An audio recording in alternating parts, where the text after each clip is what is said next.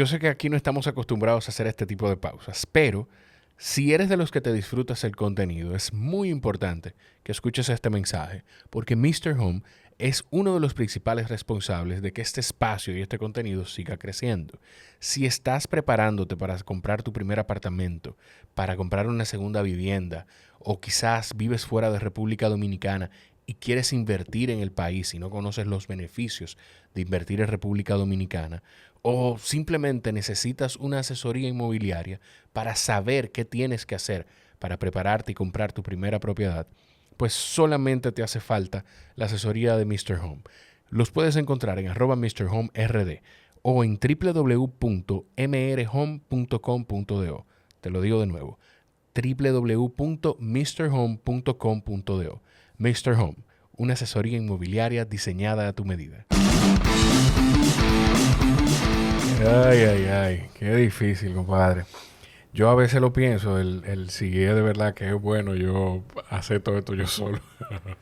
Bueno, hasta un punto, ¿verdad? Sí.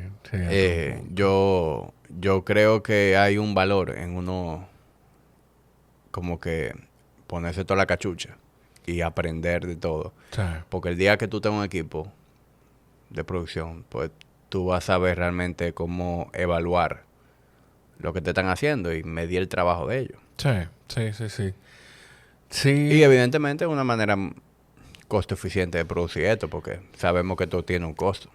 Sí, no. Porque, o sea, yo estoy muy convencido de que yo quiero seguir haciéndolo así, pero te digo sí, no, pensando en una historia que en uno, yo no recuerdo qué episodio es tuyo, pero yo sé que en una de las grabaciones yo no sé si tú has vuelto a grabar con Sergio, pero en un episodio que grabaste con Sergio, solo, bueno, de el cuento del carro y lavar el carro. Sí. Entonces, cuando yo pienso en el tiempo, es que yo pienso qué tan costo eficiente es verdaderamente. Porque yo tengo que venir huyendo, montar, asegurarme de que esté todo ready para evitar retrasos y para... No, es un tema. Y entonces después viene la postproducción. Exacto. Yo, por ejemplo, desde el principio he contado con un equipo porque yo no tenía el tiempo. O sea, de por sí fue como que poco a poco que yo fui creando ese espacio en la semana de grabar el podcast. Y yo estaba claro que si yo me arrancaba con esa complicación de tener yo que aprender, porque había una curva de aprendizaje, yo no sabía nada. De hecho, todavía no sé. Yo lo que sé es sentarme a hablar y bye. Sí. Pero lo que pasa es que contigo, la dinámica contigo es distinta porque, o sea, tú tienes tu empresa. O sea, tú tienes Body Ignition y lo bueno es que tú desde temprano te diste cuenta de que si no era así, iba a ser complicado. Quizá tú empiezas por este proceso. Sí, mi timing fue diferente al tuyo, definitivamente. No, y tener esa conciencia, esa claridad de, ok, si yo me pongo a inventar, a fuñir yo, a preparar producción, a preparar cámara, a hacer ese proceso, quizá me voy a topar con cosas que voy a preferir ponerla a un lado. Claro. O sea, fue un proceso eficiente. Fue un proceso eficiente, que me imagino que eso igual tú lo traes como del proceso del emprendimiento y de la cosa que tú has ido aprendiendo. Claro, 100%. Dime estamos hablando de tertulia dura, obviamente, para los pocos que quizás no sepan de lo que estamos hablando. Ahora, siempre que hablamos de podcast, Sí. tú eres el OG de los podcasts en Dominicana. Sí. ¿Qué tiempo tiempo ya tú tienes? 4 años y algo. Fue en el 19. En el 19, finales de marzo sí, como marzo del 19. ¿Y episodio cuánto lleva? 238 yo creo que va a ser este. Exacto. ¿Por cuánto tú vas allá? 145. O sea, yo recuerdo que cuando yo arranqué, que yo empecé como a hacer mis research de los podcasts locales, ya tú llevabas cerca de 100. Y sí, fíjate que tú me llevas casi 100. Sí, yo tenía... ¿Tú no has parado nunca? No, loco.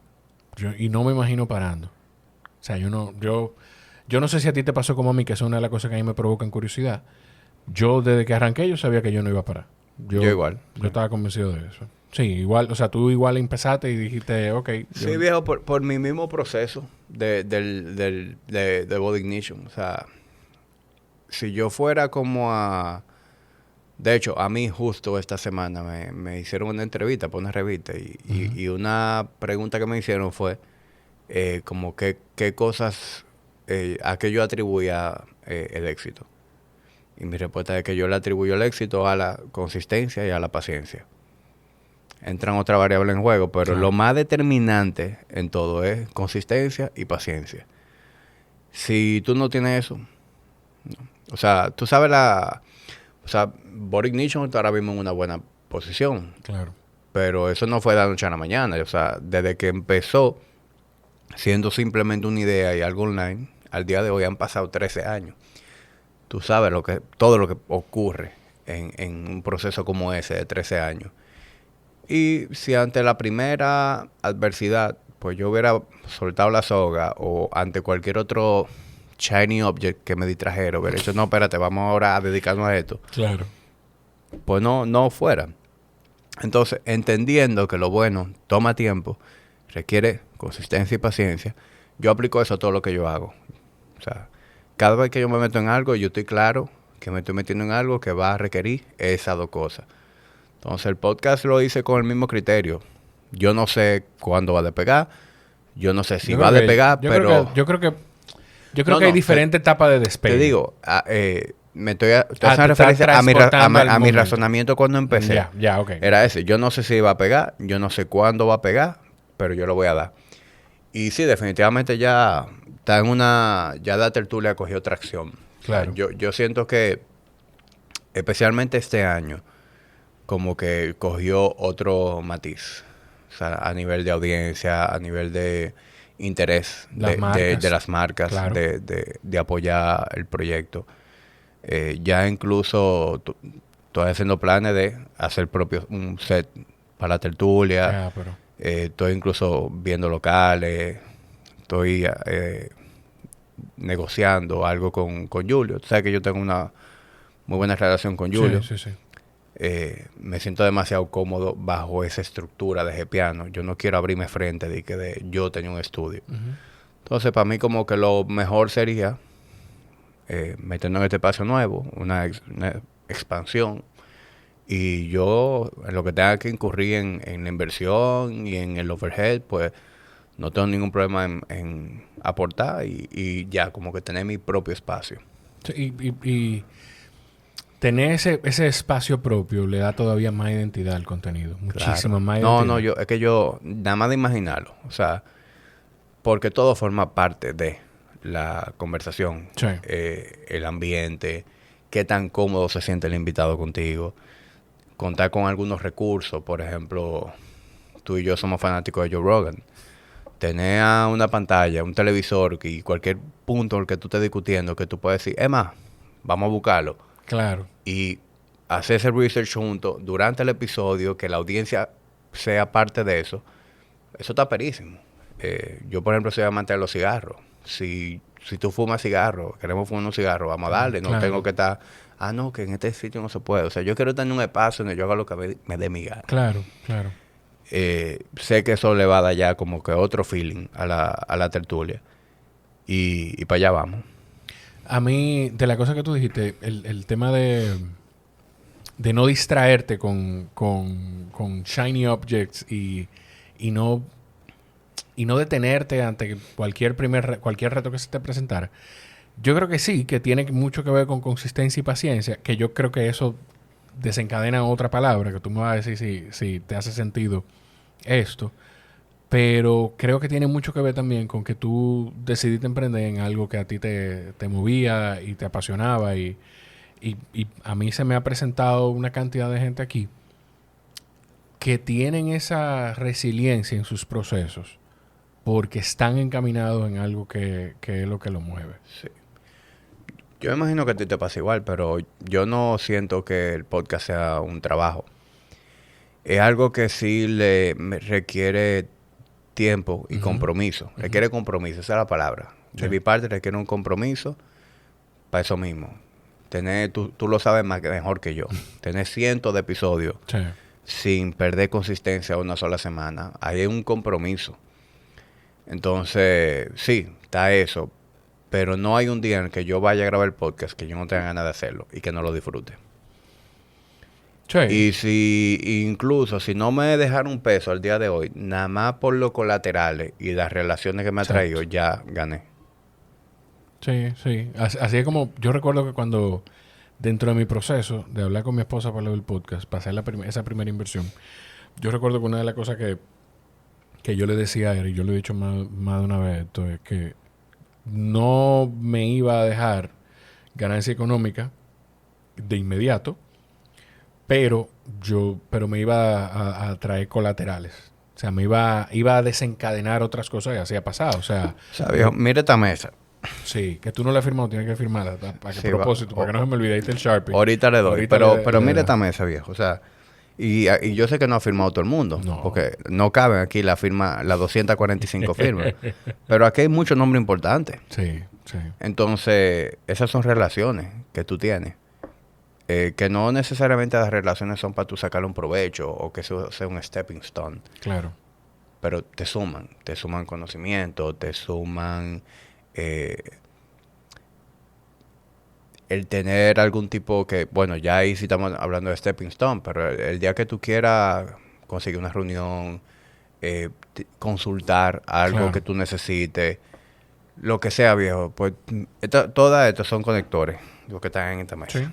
Entonces, ya es un triunfo. Sí, sí, sí. ¿Con quién tú te has sentado que tú no pensabas en tu vida? Quizá ni siquiera teniendo el podcast, que tú no pensabas que tú ibas a tener una conversación con esa persona. Yo creo que con la mayoría, viejo, porque es que son como personajes que se han ido desbloqueando. O sea, yo recuerdo que cuando yo empecé, yo tenía este temor de que se me iban a acabar los invitados. A ti también te pasó, ¿verdad? A cada rato me pasa. Yo tenía el temor de que, coño, se me van a acabar los temas, los invitados. Y ha sido todo lo contrario. O sea, mientras yo me avanzo, se me van como que desbloqueando personajes nuevos. Sí. Entonces, hay mucha gente que han sido personas geniales con las que he conectado, que nunca me lo imaginé porque ni siquiera sabía de su existencia. Así como hay otra gente que son a lo mejor héroes de tu niñez, que tú logras sentarte con ellos, por ejemplo, Big Bar, Geraldino. Claro. O sea, yo recuerdo, Big Bar me lleva a mí algunos 10 años. Y en una época en la que ya yo estaba en el colegio, en bachiller, yo estaba viendo a Big Bar en portada de periódicos, de promociones, y este tipo, promesa del judo, medallista, medallista panamericano, va para la Olimpiada. Y fast forward, pasan 20 años y yo soy amigo de Big Bar. O sea, producto de que él fue a mi podcast. Claro. Nos convertimos en amigos. O sea, yo tengo una relación de amigos con Big Bar, hablamos, nos juntamos y eso me lo trajo el podcast. O sea, ¿quién me lo iba? Yo tengo que revisar mis prioridades porque a ti te trajo, digo que cada quien, yo te quiero, Carlos, pero mi amistad, una de las amistades que salió para mí del podcast fue Carlos Sánchez, la tuya fue Big Bar Geraldino. Un atleta, un comediante. No, pero... No, es relajo, y Carlos sabe que es relajo. Para mí, o sea, y a mí me ha pasado contigo. O sea, tú y yo conectamos por el tema del podcast y me ha pasado con muchísima más gente. Sabrina Gómez, hablando de gente llama comediantes, celebridades. O sea, yo recuerdo ver igual a Sabrina en Grandiosas. Sí. Y como, wow, que yo no sé, a lo mejor... yo veía a Sabrina cuando yo estaba chiquito también. Y eso es una época. O sea, Sabrina no nos lleva mucho. Sabrina tiene 40... Early 40s. Sí, yo fui yendo, claro. Hoy en día son menos de 10 años de diferencia. Pero cuando tú tienes 15 y el otro 23, pues sí, se siente mucho. Y para mí Sabrina era como esta mujer. Y igual, loco, trato de amigo, una relación aperísima.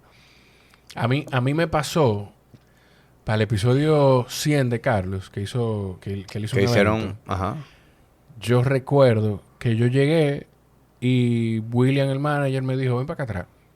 O sea, y yo estaba en el camerino con Carlos, con la misma Sabrina, con Yandra, con Francina, que a mí me pasaron un par de cosas con Francina que le pasó a un par de gente también ahí, pero nada. Y ahí como que yo hice un proceso como rápido de, coño, mira dónde yo estoy. O sea, y es como por ese mismo proceso del podcast que se han establecido esas relaciones. Y me imagino, a ti te tiene que haber pasado que alguien te para en la calle y te dice, oye, me escucho la tertulia, me gusta, Viejo, vi el episodio. Me pasa cada vez más. Y ya, pero es cuando me paran y me dicen algo, como que algo que le cambió de la tertulia. Claro. Que ni siquiera es un mérito mío, es más un mérito de los invitados que yo llevo. O sea, yo he llevado una serie de gente, médicos, psicólogos, empresarios, que tiran viejo ahí, tú sabes, pensamientos, informaciones que cualquier gente viejo lo escucha y eso si te agarra en un nervio, pues te cambia la vida. Sí.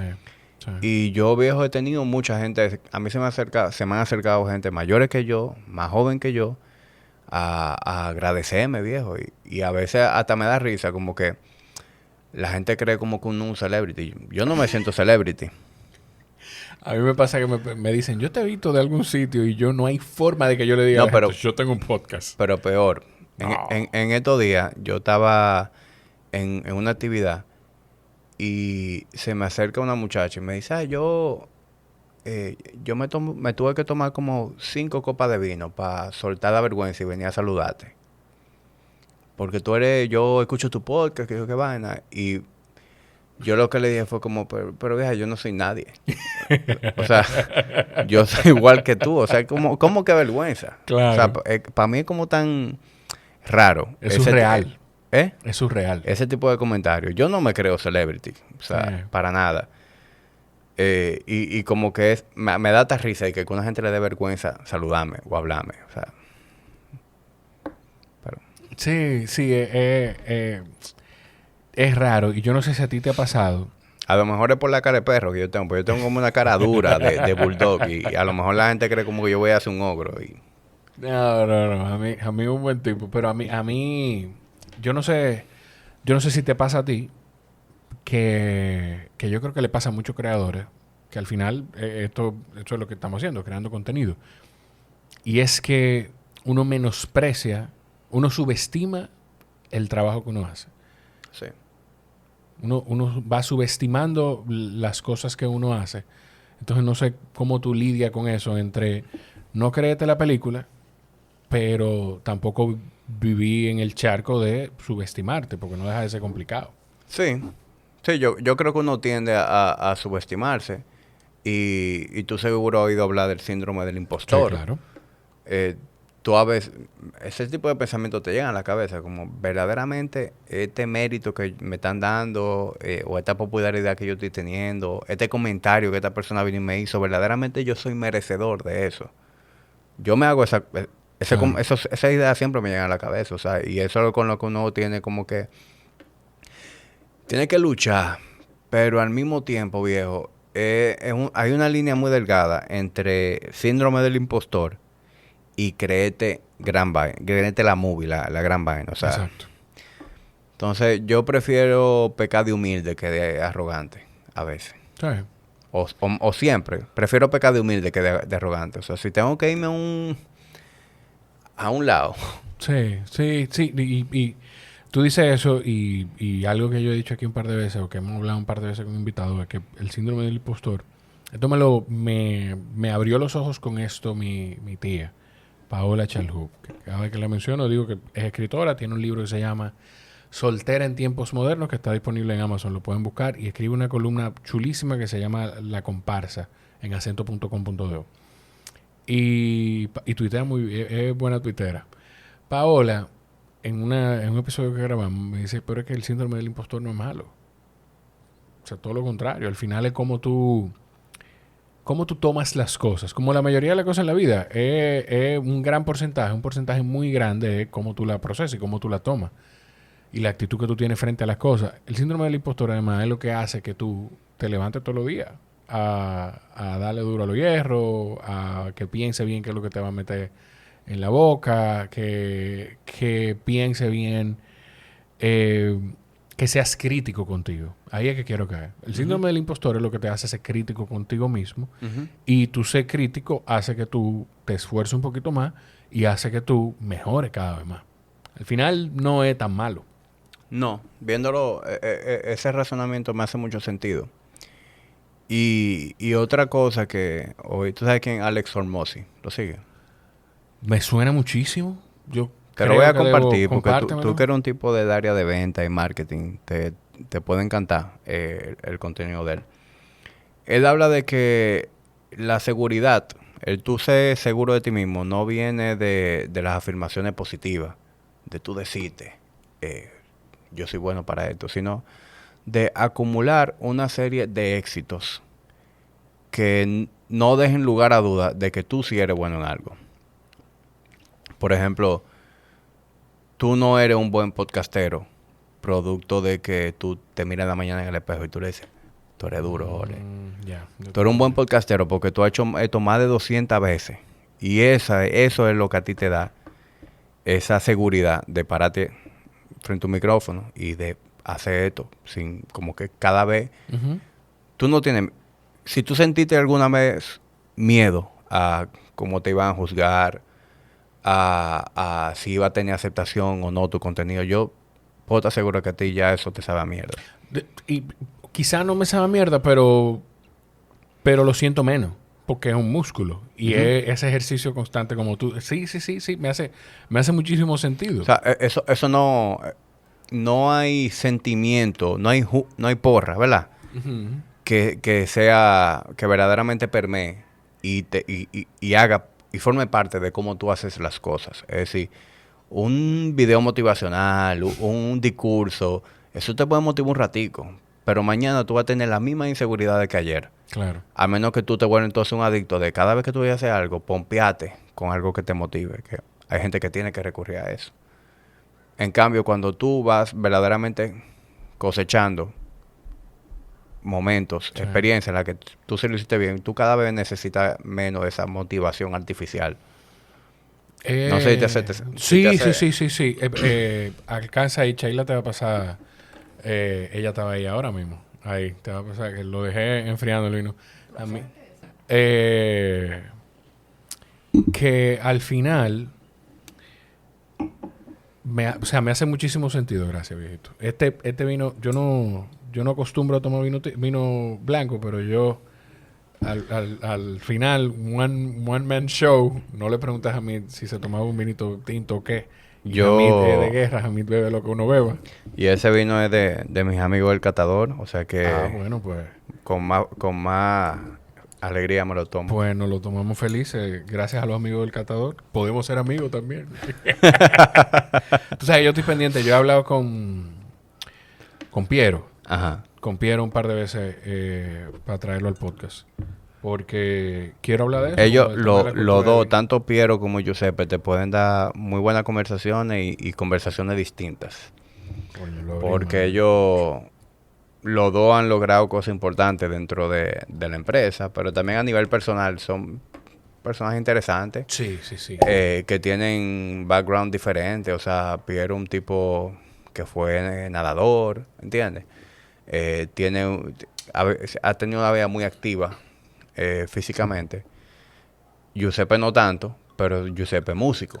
Entonces te va a dar unos insights diferentes. Aunque ya Piero es músico también. Aprendió a tocar batería después de viejo y ahí anda dando conciertos y vaina. Yo no sabía que Giuseppe era músico. Sí, Giuseppe tiene una banda, viejo, y de todo. Los Bluesónicos.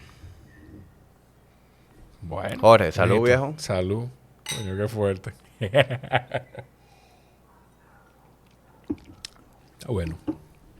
Debí dejarlo enfriando un chisme más, pero está bueno. Estábamos hablando de lo de Alex y bueno, sí, lo que te decía es que sí, que me hace muchísimo sentido porque así pasa con muchísimas cosas. Pasa con los escritores, pasa con los comediantes, con la comunicación y pasa con algo tan práctico y tan evidente con los ejercicios. O sea, tú no estás fuerte porque tú te dices toda la mañana, yo soy fuerte y tengo 18 de brazos y tengo una vida saludable. No, tú vas al gimnasio y te ejercitas Y cada vez tú, a través de esa consistencia, pues tú vas construyendo tu físico y tu salud, porque al final no es nada más el tema del físico, es la longevidad. Sí, no, definitivamente ese proceso aplica a todo. Pero haciendo referencia a un sentimiento, porque el sentirse seguro no es más que eso, que Sí. una seguridad interna. No necesariamente tiene que ver con tu físico. Igualmente tú puedes tener un gran físico y ser una persona insegura. Claro. Lo único que verdaderamente cura eso es una serie de experiencias que demuestren lo contrario. Bueno, sí, también viéndolo directamente como con el tema de esa sensación y esa emoción de seguridad, sí. Es como la preparación. Y con venta es muy claro y evidente eso. Yo hace un par de episodios, no me acuerdo con quién la conversación, llegamos a hablar como de eso, de que al final el buen vendedor también se construye viviendo los procesos y haciendo el ejercicio cada vez más de tener más conversaciones, de tener más presentaciones, de hablar con más clientes, de conocer más los productos para tener esa seguridad y esa tranquilidad a la hora de ejecutar. Que tú entrenas, tú te entrenas todo, tú entrenas esa seguridad y tú entrenas tu mente en el proceso hasta de toma de decisiones, de por dónde me voy en la conversación a través de la experiencia que yo he ido que tú vas construyendo. Sí. Me hace muchísimo sentido eso. A mí me encanta porque yo veo, y yo creo que te escuché decirlo en un episodio reciente, y quizás esa es una de las razones también por las que tú y yo conectamos, es que yo de todo trato de aprender algo. No importa si es una película, hasta una comedia romántica, algún aprendizaje, si tú lo buscas, algún aprendizaje lo encuentras. Sí, claro. Y como de todo, efectivamente, si tú lo estás buscando, tú puedes llevar una cosa que no tiene nada que ver con tu vida personal o con tu trabajo. Tú puedes aprender de cualquier cosa y aplicarla. Sí. Y tú sabes que tú y yo ahorita estuvimos hablando de cosas, experiencias que nos ha dado el podcast. Y definitivamente una de las cosas más ásperas es eso, esa expansión de tu cabeza. O sea, sentarte a hablar con 200 y pico de personas diferentes de una manera sumamente enfocada, sin ningún tipo de distracción, entrando en diferentes capas de profundidad, de diferentes temas. Viejo, eso te da una forma de pensar Sí. que pocas cosas te la dan. Sí. Pocas cosas te la dan. O sea, compara eso, el tener eso parte de tu vida, ¿verdad? Por lo menos una vez a la semana tú tienes oportunidad de hacer eso. Comparado con una persona que toda la semana hace lo mismo. Va a su trabajo, llega a su casa, ve un cine de televisión, a lo mejor tiene una peña, juega dominó y seguimos. O sea, Sí. no quiere decir que un podcast es la única manera de hacer eso. Claro. Pero si... O sea, tiene que buscar la manera de tener eso. Y creo que la lectura, por eso es tan importante. La lectura es una manera de tú entrar en la mente de otro individuo. Correcto. Y de aprender de temas y de expandir tu mente y tu forma de pensar. Y de vivir otras experiencias. A mí cuando yo empecé en radio y con quien empecé, con Pablo Ross, me decía, Jorgito, tú tienes que salir. O sea, tú no puedes todos los fines de semana quédate en tu casa aquí a jugar basquetbol y que me junté con la novia y que va y el lunes lo mismo. Tú tienes que salir, tú tienes que vivir diferentes experiencias porque eso va a expandir tu cabeza y tu cerebro. Y uno no lo entiende. Si tú no quieres aceptar el consejo de entrada y ejecutarlo, tú no lo entiendes hasta que tú no empiezas a vivirlo, hasta que tú no empiezas a tener esas conversaciones con personas que han vivido diferentes experiencias o empiezas a leer y te das cuenta que tú, no digamos ni siquiera el conocimiento, aunque sí, pero para no sonar como arrogante ni mucho menos, que la información que tú manejas pues se expande un poquito más y tu capacidad de tener conversaciones con otras personas se expande un poquito más. Sí, y tú sabes que cuando a la gente le dice, no, tú tienes que salir más, la gente cree que salir más es el concepto, Sí. ¿verdad?, que se conoce de salir más. En este país tú le hablas a una gente de salir más es ve a bares, ve a discotecas. Sí. Que no es que está mal, pero si ese no es lo que tú disfrutas, sal a actividades de ambiente que con lo que tú te sientas más a gusto, que te den más retorno de la inversión que tú le estás dedicando, ¿verdad? Claro. Entonces, yo sé que tú y yo estamos en etapas similares, familia, hijos. A lo mejor no te interesa estar en una discoteca a las 2 de la mañana. A mí tampoco, pero eso no quiere decir que yo no salgo. Claro. Para que yo disfruto ir en la tarde a un cigar y sentarme con un grupo de amigos, hablar, conocer gente diferente. Yo disfruto usado en la mañana, agarrar mi motor y coger carretera y andar por camino por donde no he andado y llegar a un sitio y con una buena comida y conocer gente en ese ride. ¿Entiendes? Domingo, es tentador quedarte en tu casa arropado con el en 18 y nada más ver series. Sí. Es muy tentador porque la verdad es que es cómodo. Pero esas son las experiencias de las que tú te vas a acordar el día que tú vayas a quitar los tenis. No, O sea, ¿y qué te está aportando esa experiencia al final? ahí es donde voy. O sea, yo siempre pienso en que lo que quedan son las experiencias. Entonces, ¿cuáles son las actividades que te dan experiencia? ¿Cuáles son las cosas memorables? El día de mañana, cuando tú vayas a guindar los tenis, tú no te vas a acordar de la cantidad de veces que tú te quedaste en tu casa viendo televisión. Eso Claro. no es memorable. Tú te vas a acordar de las experiencias, de ese viaje que tú hiciste, de esa comida que hiciste con unos amigos, de ese tiempo que compartiste con un familiar y tuviste una conversación distinta. O sea, yo creo que uno tiene que estar constantemente como buscando elementos de novedad, de hacer algo diferente. Viejo, hasta el mismo hecho de ir a casa de tu padre, tener una conversación distinta. Claro. Porque a veces tú vas a casa de los viejos en automático. ¿Y qué? Sí. ¿Cómo estamos? ¿Y fulana? A ¿Y llevar a la fulana? nieta o el nieto. Ah, mira, la nieta, ya, te fuiste, pero no hablaste nada con tu viejo, no hablaste nada con tu mamá. Sí. No sé, yo también veo un valor en, coño, dame sentarme con mi papá y meter el dedo en la llaga, hablar. No es que nos vamos a poner a llorar, Claro. pero vamos a hablar de cosas de vivencia, vamos a hablar de forma de pensar, de cosas que te preocupen, de cosas con las que tú estés soñando. O sea, conversaciones más. ¿Tú no has pensado sentarlo en el podcast? Yo lo voy a hacer. Él no lo sabe. Pero yo voy a hacer un episodio pronto que quiero que sea como Esta es una buena víspera. Aunque pueda sonar como ok, temporada de Día de los Padres, vamos a hablar pero... No, yo quiero hacerlo. Tú sabes que yo, como que cada número redondo, bonito Claro. que uno alcance, como que me gusta hacer algo especial. Episodio 50, episodio 100. Para el 150, faltan 5 episodios. Yo quiero tener al viejo en el podcast. Te voy a... Bueno, sigue contándome eso, perdona. No, eso, que quiero tenerlo en el podcast. Honestamente, yo no sé de qué vamos a hablar. O sea, yo tengo muchísimos temas de conversación con mi papá, pero tú sabes que los papás de uno no son de esta generación de ser tan abiertos en social media. No sé si él quiere hablar de todo frente a una cámara. Pero vamos a ver qué sale. Mira, yo he tenido la experiencia ya con mami, con papi,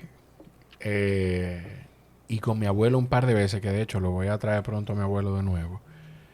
Porque con lo del podcast, y me imagino que a ti te pasará que hay gente que te dice, no, porque tú nada me invitas famoso. No es que nada me invito famoso. Lo que pasa es que son las personas que tú tienes en el radar a veces. Y son las personas como tú tienes en el radar, te provoca tener conversaciones con ellos. Pero yo siempre tuve claro de que nosotros pudiéramos sentarnos a tomarnos este vino o yo te acompaño a fumar un cigarro y me tomo cualquier cosa.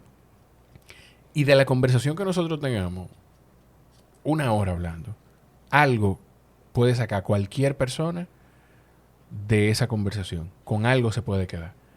Entonces, para mí, ese ejercicio de una conversación de un papá y un hijo, hay una cantidad inmensa de gente que puede identificarse con eso. Uh-huh. A mí me sirvió con papi que yo le dije, primero yo te recomendaría que la persona que maneja, lo que pasa es que ustedes hacen tiro de cámara en vivo, ¿verdad? Van cambiando cámara en vivo en las grabaciones. Tú no sabes. Yo no estoy muy claro de Chequéate eso, porque yo te recomendaría, una de las cosas que a mí me detiene a moverme de aquí a grabar a otro lugar, es que aquí estamos tú y yo nada más. Y que no haya una gente detrás de la cámara, que no haya alguien más en este espacio físico. Claro, te hace sentir más cómodo. Claro, y te da algo de intimidad. Mi afán de cambiarlo de la cámara en un momento, estábamos hablando de eso antes de empezar a grabar, era el que yo no tenía que romper esa barrera de la tranquilidad del invitado ya, porque tengo que pararme a resetear la cámara. Sí, es una distracción. Entonces, tú puedes darle esa tranquilidad a él de que van a estar ustedes dos solos ahí. De tú decirle, hey, hablemos tranquilo porque al final esto es mío. Si hay algo que tú no quieres que salga, yo no lo saco. Él no te va a decir, corta esto. Porque, y va a ser un ejercicio bonito. Sí, Ojalá lo pueda hacer. Y la verdad es que la mayoría de la gente se olvida de que la cámara está ahí. Después de cierto punto. Claro, claro. Y eso es algo que reconocete a ti también. Porque, coño, me pongo el ejemplo conmigo, porque somos tú y yo aquí hablando, pero yo tenía un background de algo de comunicación antes de empezar a hacerlo. Tú no. Tú has ido aprendiendo en el proceso y lo haces súper bien. Y consigues que la gente se olvide de que la cámara está ahí. O sea, eso es parte de ese desarrollo que tú has tenido también. Sí. Eso es buenísimo y valiosísimo. Ojalá lo pueda hacer. Y ojalá lo convenza y lo pueda hacer. Porque incluso contigo, yo creo que lo hablamos en el primer episodio que grabamos tú y yo, que yo estaba loco por traerte y tengo que traer a Uriel y tengo que traer a más gente de la que grabó y sudó aquí. Antes, porque tú has vivido algunos cambios. Bueno, la primera vez que yo vine no había aire. No estábamos aquí. Me acuerdo que te dije a mí, lo que pasa es que tengo que grabar en la mañana. Porque no a partir de las 10 el sol empieza a ponerse arriba, entonces no tengo toldo, el aire no está puesto, hay muchísimas cosas ahí. Yo creo incluso que esa primera vez... ¿Tú has oído la historia que hace Rogan de Tyson y de la mesa? No. Bueno, Rogan dice que una de las veces que Mike Tyson fue al podcast, yo creo que la segunda, ya él estaba entrenando. La primera vez él fue muy chill y él no estaba como en ese modo bestia. Y la segunda vez, ya él estaba entrenando para una pelea de exhibición que tenía. Pero desde que él empieza a entrenar, se mete en ese modo bestia. Y el mismo Tyson lo dice. Y la distancia que tenía con el invitado, eso hizo esa sensación de tener tan cerca a Mike Tyson, de la forma en la que fue la conversación, hizo que Rogan dijera, no, esta mesa tiene que ser más grande. Tiene que ser más grande. Y contigo a mí me pasó que yo estaba todavía experimentando con lo de la mesa incluso. Y yo la tenía, no así, sino, aquí estaba a lo ancho, estaba a lo largo. Y los micrófonos estaban un poquito más cerca.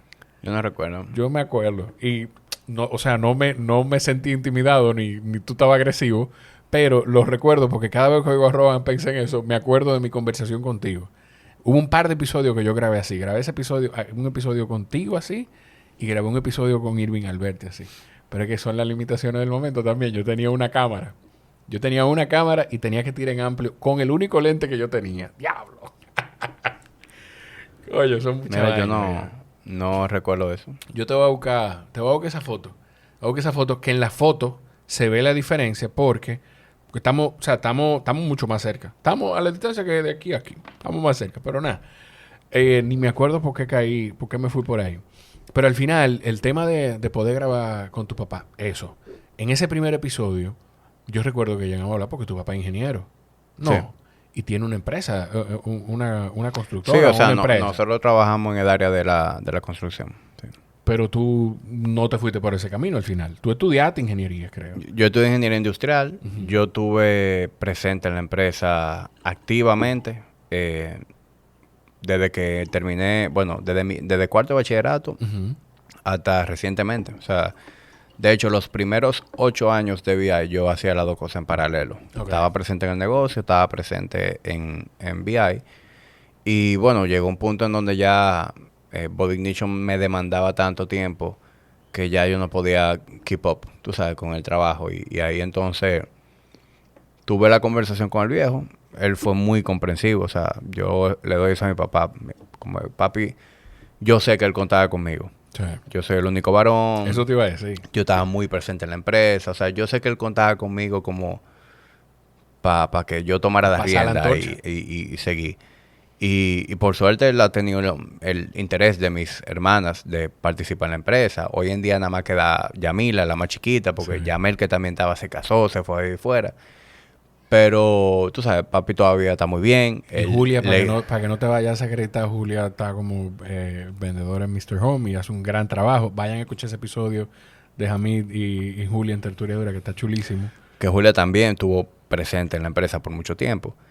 Entonces, lo que te decía era que yo sé que él, o sea, en su mente él contaba conmigo y como apoyarme, porque siempre me apoyó, apoyarme a que yo hiciera mi proyecto, pues yo creo que yo le doy mucho mérito, porque sé que no debió haber sido una decisión fácil. Imagínate entonces tú teniendo esa conversación con él ahí y cuestionándolo sobre eso, o sea, de agradecido, porque tú tienes ese agradecimiento de que él entendió eso y te respaldó, pero tú también tienes la conciencia de eso, o sea, tú eres el primogénito, tú eres el único varón, o sea, que él tenía un plan en la cabeza contigo. Sí, sí. Pero también por esa razón yo nunca me he desligado de la empresa. Claro. O sea, al sol de hoy yo sigo teniendo un rol más pasivo, pero como que yo estoy enterado de todo. Reuniones importantes yo participo. Tampoco descarto eventualmente como tomar un rol más activo de nuevo. Claro. Como que, tú sabes, cuando tú tienes un negocio familiar, como es el caso en el que eso fue parte de tu crianza. Claro. Pues hay un sentimiento y un sentido de pertenencia que eso no lo quita nadie, viejo. Eso es valioso. Es muy valioso. A mí, ¿qué es lo más complicado que tú has encontrado de hacer podcast? ¿Qué es lo más lo más retador? Y si no es lo mismo, ¿qué es lo más retador y qué es lo menos divertido? Para serte sincero, Jorge, yo no he encontrado como que muchas cosas retadoras. Pero a lo mejor no ha sido retadora por mi nivel de entendimiento de lo que hablamos al inicio. De que yo siempre he estado claro que las cosas se toman su tiempo. Entonces, probablemente si yo hubiera empezado el podcast con una expectativa de que me va a dejar dinero, con una expectativa de que voy a tener una gran audiencia, con una expectativa de que yo siempre voy a estar entre los más rankeados, pues probablemente yo hubiera tenido muchas frustraciones. Pero no ha sido el caso porque no arranqué con expectativas muy bajas y entiendo que I'm playing the long game. O sea, yo estoy haciendo movidas. Tú me has dicho mucho eso y no hemos hablado mucho de eso. Pensando a largo plazo y yo creo que pensar de esa manera pues me ha evitado mucho sentimiento amargo que de yo haber tenido otra expectativa pues no hubiera sido así. Como que fuera de eso, viejo, como te dije, yo lo disfruto demasiado. O sea, yo grabo usualmente jueves o viernes y empieza la semana y ya yo estoy looking forward a esa conversación que voy a tener y empiezo a hacer research del invitado si no lo conozco, a preparar la estructura. O sea, todo el que me conoce sabe que yo no grabo con guión. Okay. Pero yo sí hago mi tarea de saber, tú sabes, por dónde quiero llevar la conversación, cuáles son las cosas que le quiero extraer. Y no ha habido, como que no he tenido mala experiencia. Bueno. Yo no pudiera decirte como que... Tú sí. Yo no creo porque a mí me pasa igual que tú, que a ti. Si yo me tengo que ir para un extremo o al otro, yo siempre me voy a ir para el extremo más humilde. La gente me dice, ay, yo siempre escucho tu podcast. Y yo lo que le digo, ¿y por qué tú pierdes tu tiempo oyendo eso? Y entonces eso es un proceso de darme terapia, de ¿por qué tú dices eso? Y yo, no, yo estoy relajando, tranquilo. Pero igual, o sea, de nuevo, a mí me pasa lo mismo que a ti con el tema de jugar el juego largo.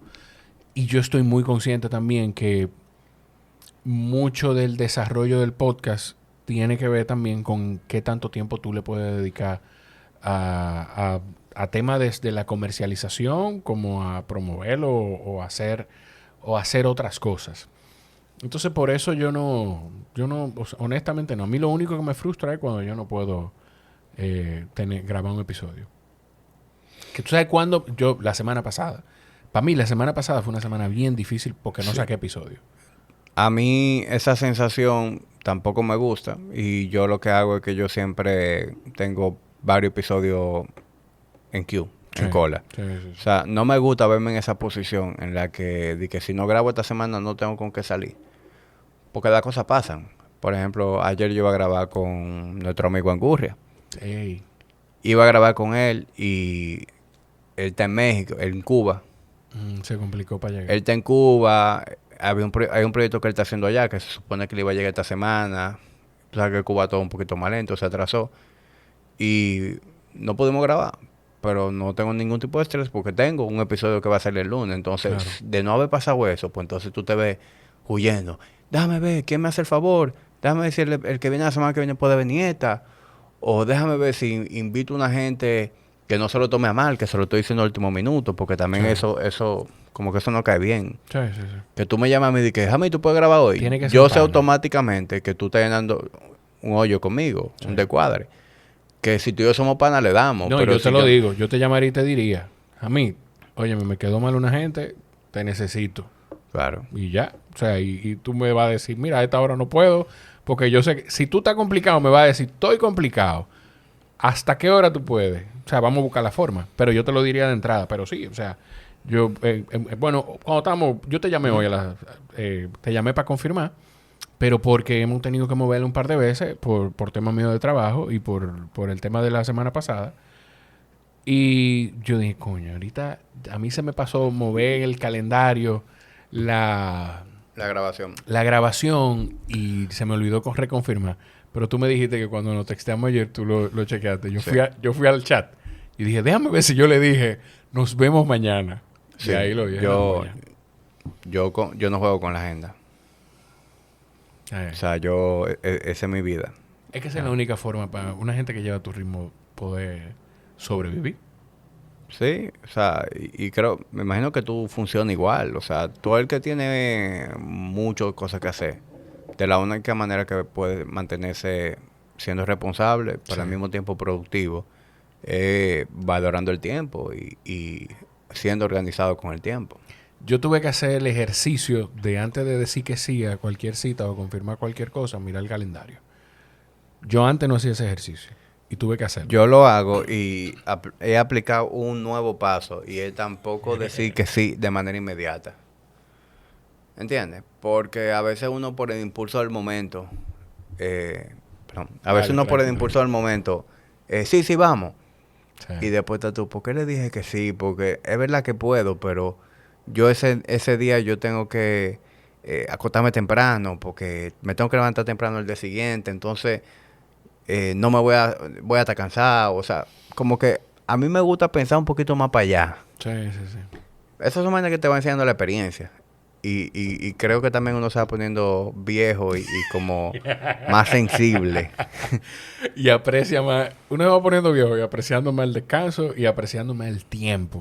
Que yo creo que es una de las razones, de una de las cosas más importantes, ahora que lo digo. Yo creo que pensando, para mí eso tiene que ser una de las cosas más importantes que te da cuando tú maduras, cuando tú vas madurando, o cuando tú vas creciendo, es a valorar el tiempo y a apreciarlo. Y a darte cuenta qué tanto tiempo tú quieres invertir en algunas cosas y qué tanto tiempo tú no quieres invertir en otras. Sí, y también cuando uno tiene un círculo muy grande como de amigos y al mismo tiempo como que yo no quiero que esto se vaya a malinterpretar. Muy feo. Pero digámoslo de esta manera. Yo tengo mi tiempo de recreación, relajación, es muy limitado. Son pocas horas a la semana. Cuando llegue ese tiempo, yo quiero sentarme con gente que me dé una muy buena conversación, que me permita verdaderamente relajarme, ¿verdad? Y como que esas dos cosas.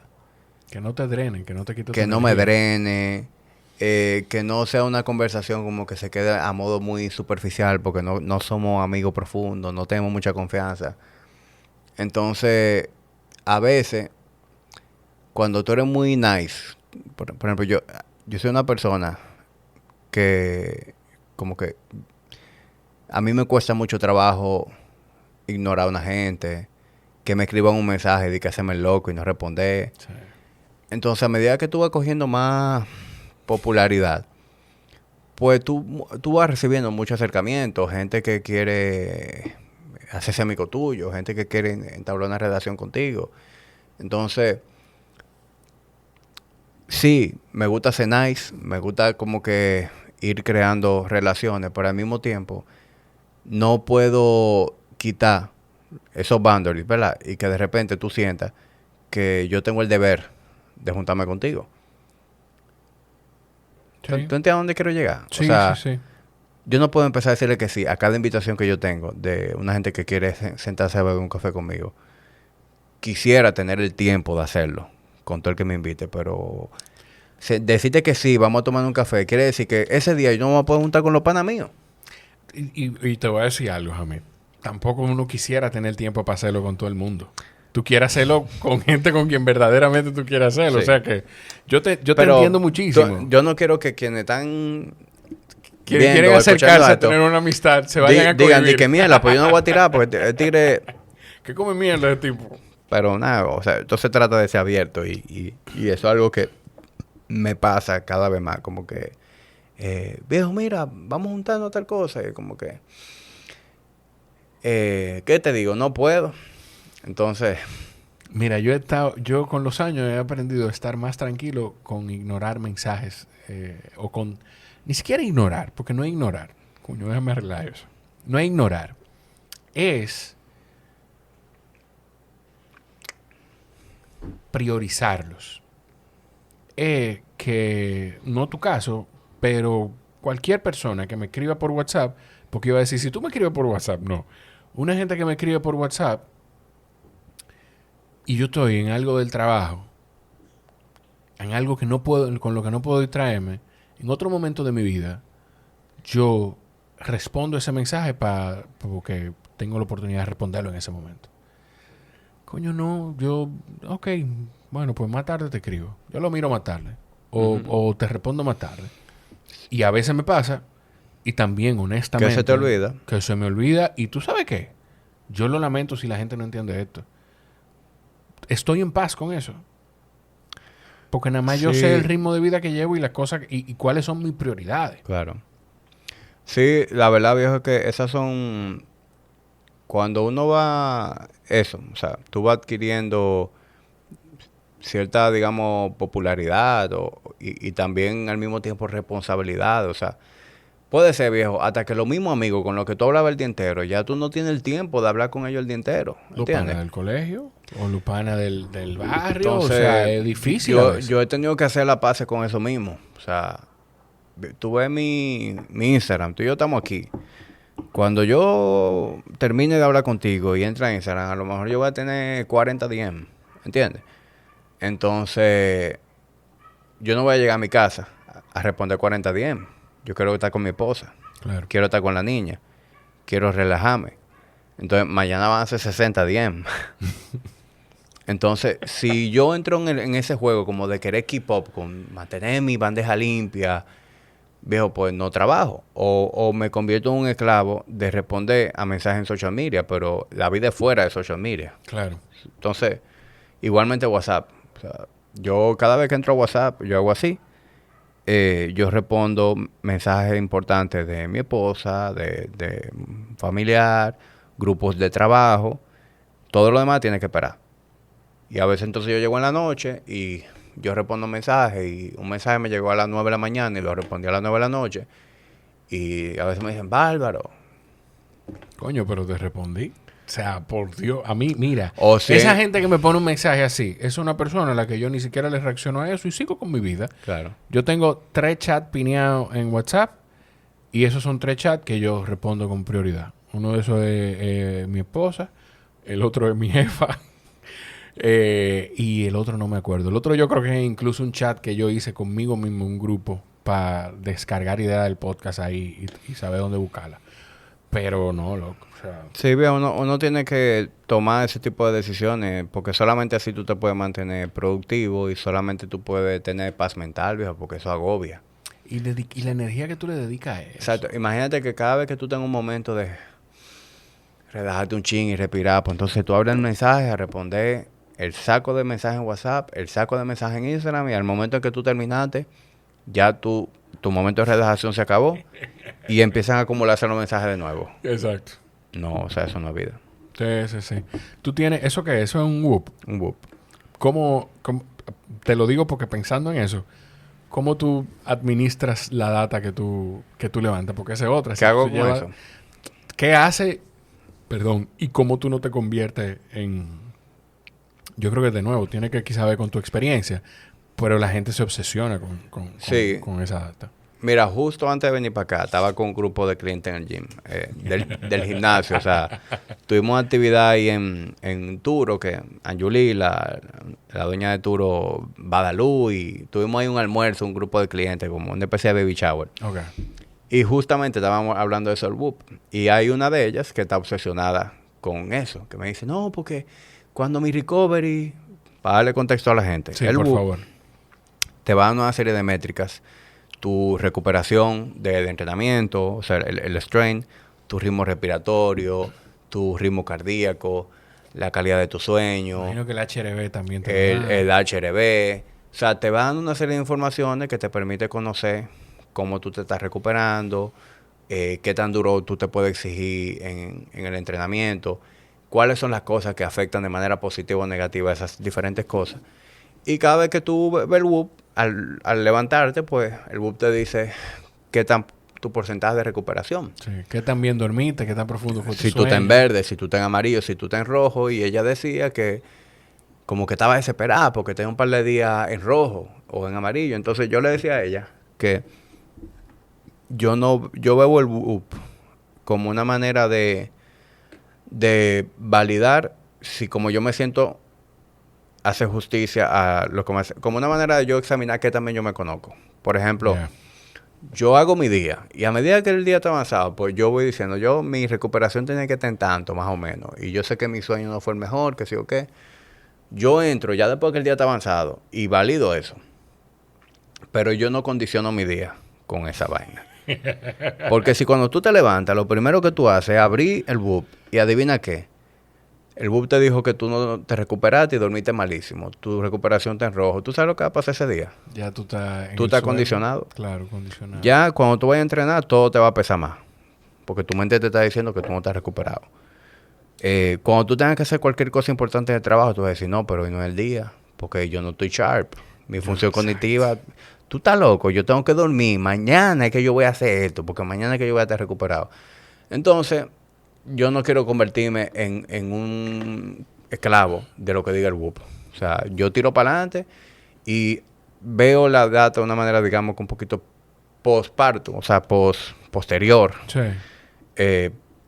Para tomar decisiones en base a eso. Sí hago muchas cosas importantes con esa data. O sea, yo monitoreo mi sueño, qué cosas hacen que yo duerma mejor, mi recuperación, qué cosas hacen que yo me recupere mejor o peor. Por ejemplo...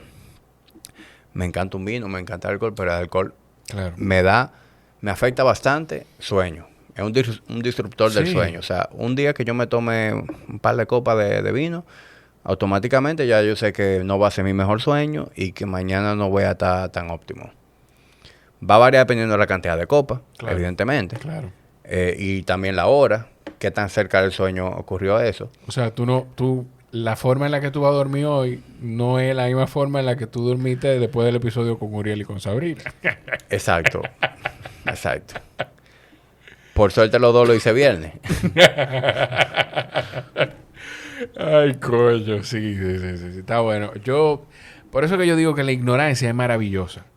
O sea, la ignorancia es maravillosa. Yo siempre pongo el ejemplo de lo único que yo he identificado en mi vida, seguro he tenido otros, pero lo único que yo estoy convencido en mi vida que fue un ataque de pánico, que fue la primera vez que yo me lancé al mar a nadar aguas abiertas. Yo digo al mar, pero en la caleta, a nadar en el mar. Uh-huh. Y me paralicé. Y yo siempre he dicho, ya yo tenía 30 años cuando me pasó eso. Yo siempre he dicho que si yo hubiese sido un muchacho de 16, 17 años sin responsabilidades, sin pensar en que yo quiero tener hijos, en muchísimas otras cosas en mi vida, sin pensar en consecuencias, que a veces uno no mide la consecuencia por ignorancia, no me hubiese pasado. Si yo me hubiese tirado al mar a nadar la primera vez, mucho más joven, no me pasa. Entonces es lo mismo. Ignorar un poquito esa data. Yo no estoy promoviendo eso, porque igual, o sea, yo con el running, el tema del Garmin y la vaina, o sea, uno está súper pendiente a eso. Y yo cuando este es el primer Apple Watch que yo tengo, Yo, después que usé Garmin, yo no le puse la mano a ningún otro smartwatch. Y empecé a ver lo del el sleep tracking. Ujú. Y también empecé como a que mirar mucho esa data. Por eso dejé de usarlo. Pero también no... por eso te pregunté al final de cómo no obsesionarte con eso. Sí, yo creo que es importante no obsesionarse con eso. ¿Entiendes? O sea, no obsesionarse con nada. O sea, casi ninguna obsesión te trae cosas buenas. Pero también es importante conocerte y saber cuáles son las cosas que más influyen en cómo tú te sientes. Entonces tú estás optimizando, o sea, te Sí. permite optimizar cosas sencillas, porque el alcohol es algo obvio. Todo el mundo sabe que beber no es lo mejor del mundo, ni lo que te va a permitir funcionar mejor. No hay que ser Sí, un no hay que ser científico un de genio. lanza para eso. No hay que ser Andrew Huberman. Pero, por ejemplo, cena cerca de la cena. De repente tú te das cuenta que cena cerca de la hora de dormir. De repente te diste cuenta que cuando tú cenas muy pegado de dormir, pues tú no alcanzas la misma cantidad de tiempo en sueño profundo y entonces la calidad del sueño baja. Y ya tú tomas una decisión tan simple como cenar una hora más temprano y ya eso cambia tu recuperación por completo. Yo creo que para eso también es importante el acompañamiento. O sea, para eso yo creo que es importante también, de nuevo, ahí existimos lo que le ponemos, quizá le ponemos un poquito más atención a esas cosas, en el sentido de que nos fijamos lo que puede, nos fijamos la data desde dónde puede cambiar, porque somos un poquito más aficionados. Digo, somos, hablando de mí, tú no, porque tú eres un entrenador, tú te fijas en esa información. Pero hay quienes tienen los dispositivos y no se fijan en esa data, pero tampoco, que es a lo que yo aspiro que la gente haga, quien tiene un dispositivo como eso, que tenga una persona, un acompañamiento de un entrenador que, Si tú no sabes que nada, ¿qué pueda hacer medir eso. Si tú no sabes Sí. nada, exacto, eso que tú ¿Qué dices. hago con esta data? Exactamente. Sí. Y el outsourcing de conocimiento es algo que aplica a todo.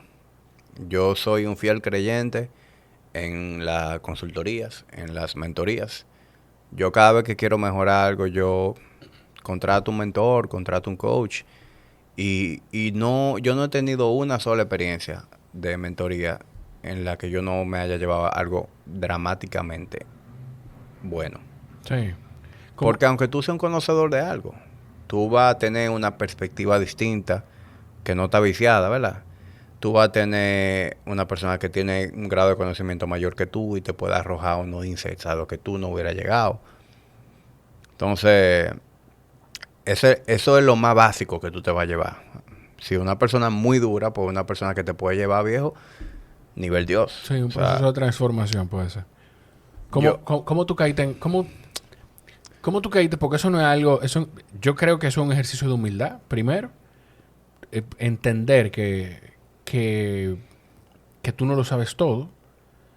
Puede sonar absurdo, pero hay mucha gente que no es capaz de aceptar de que en el negocio que está y en lo que entiende que es un gurú, que puede que lo sea, hay otros gurús que son que manejan mejor la información. ¿Cómo tú hiciste ese ejercicio de decir, ok, yo creo que en este momento de mi vida yo necesito un mentor, yo necesito una persona yo que me acompañe? entendí eso en el año 2020. O sea, no fue hace mucho. No porque no le viera valorante, pero fue el momento en el que sí empecé a hacer ese tipo de inversiones. Y cuando vi el efecto dije, pero ¿por qué yo no hice esta vaina antes? Ya. Y fue con el negocio. O sea, nosotros desde que empezamos con el negocio, nos hemos creído competentes en las diferentes cosas que hacemos. Y haciendo las cosas como hacíamos, pues nos fue bien. Logramos hacer cosas importantes y aprender de esos mismos errores que uno va cometiendo. Pero en el año 2020, en medio de la pandemia, no, poco antes de la pandemia, yo empecé a cursar una certificación. Y esa certificación para mí fue como un eye-opener. Y quise entonces involucrar a los socios, que el resto del staff también hiciera la certificación. Y entonces empiezo a cuestionarme cómo estamos haciendo la cosa en el gimnasio, cómo estamos operando el modelo. Porque estoy viendo que hay personas con las que estoy compartiendo la certificación que operan su gimnasio de una manera diferente.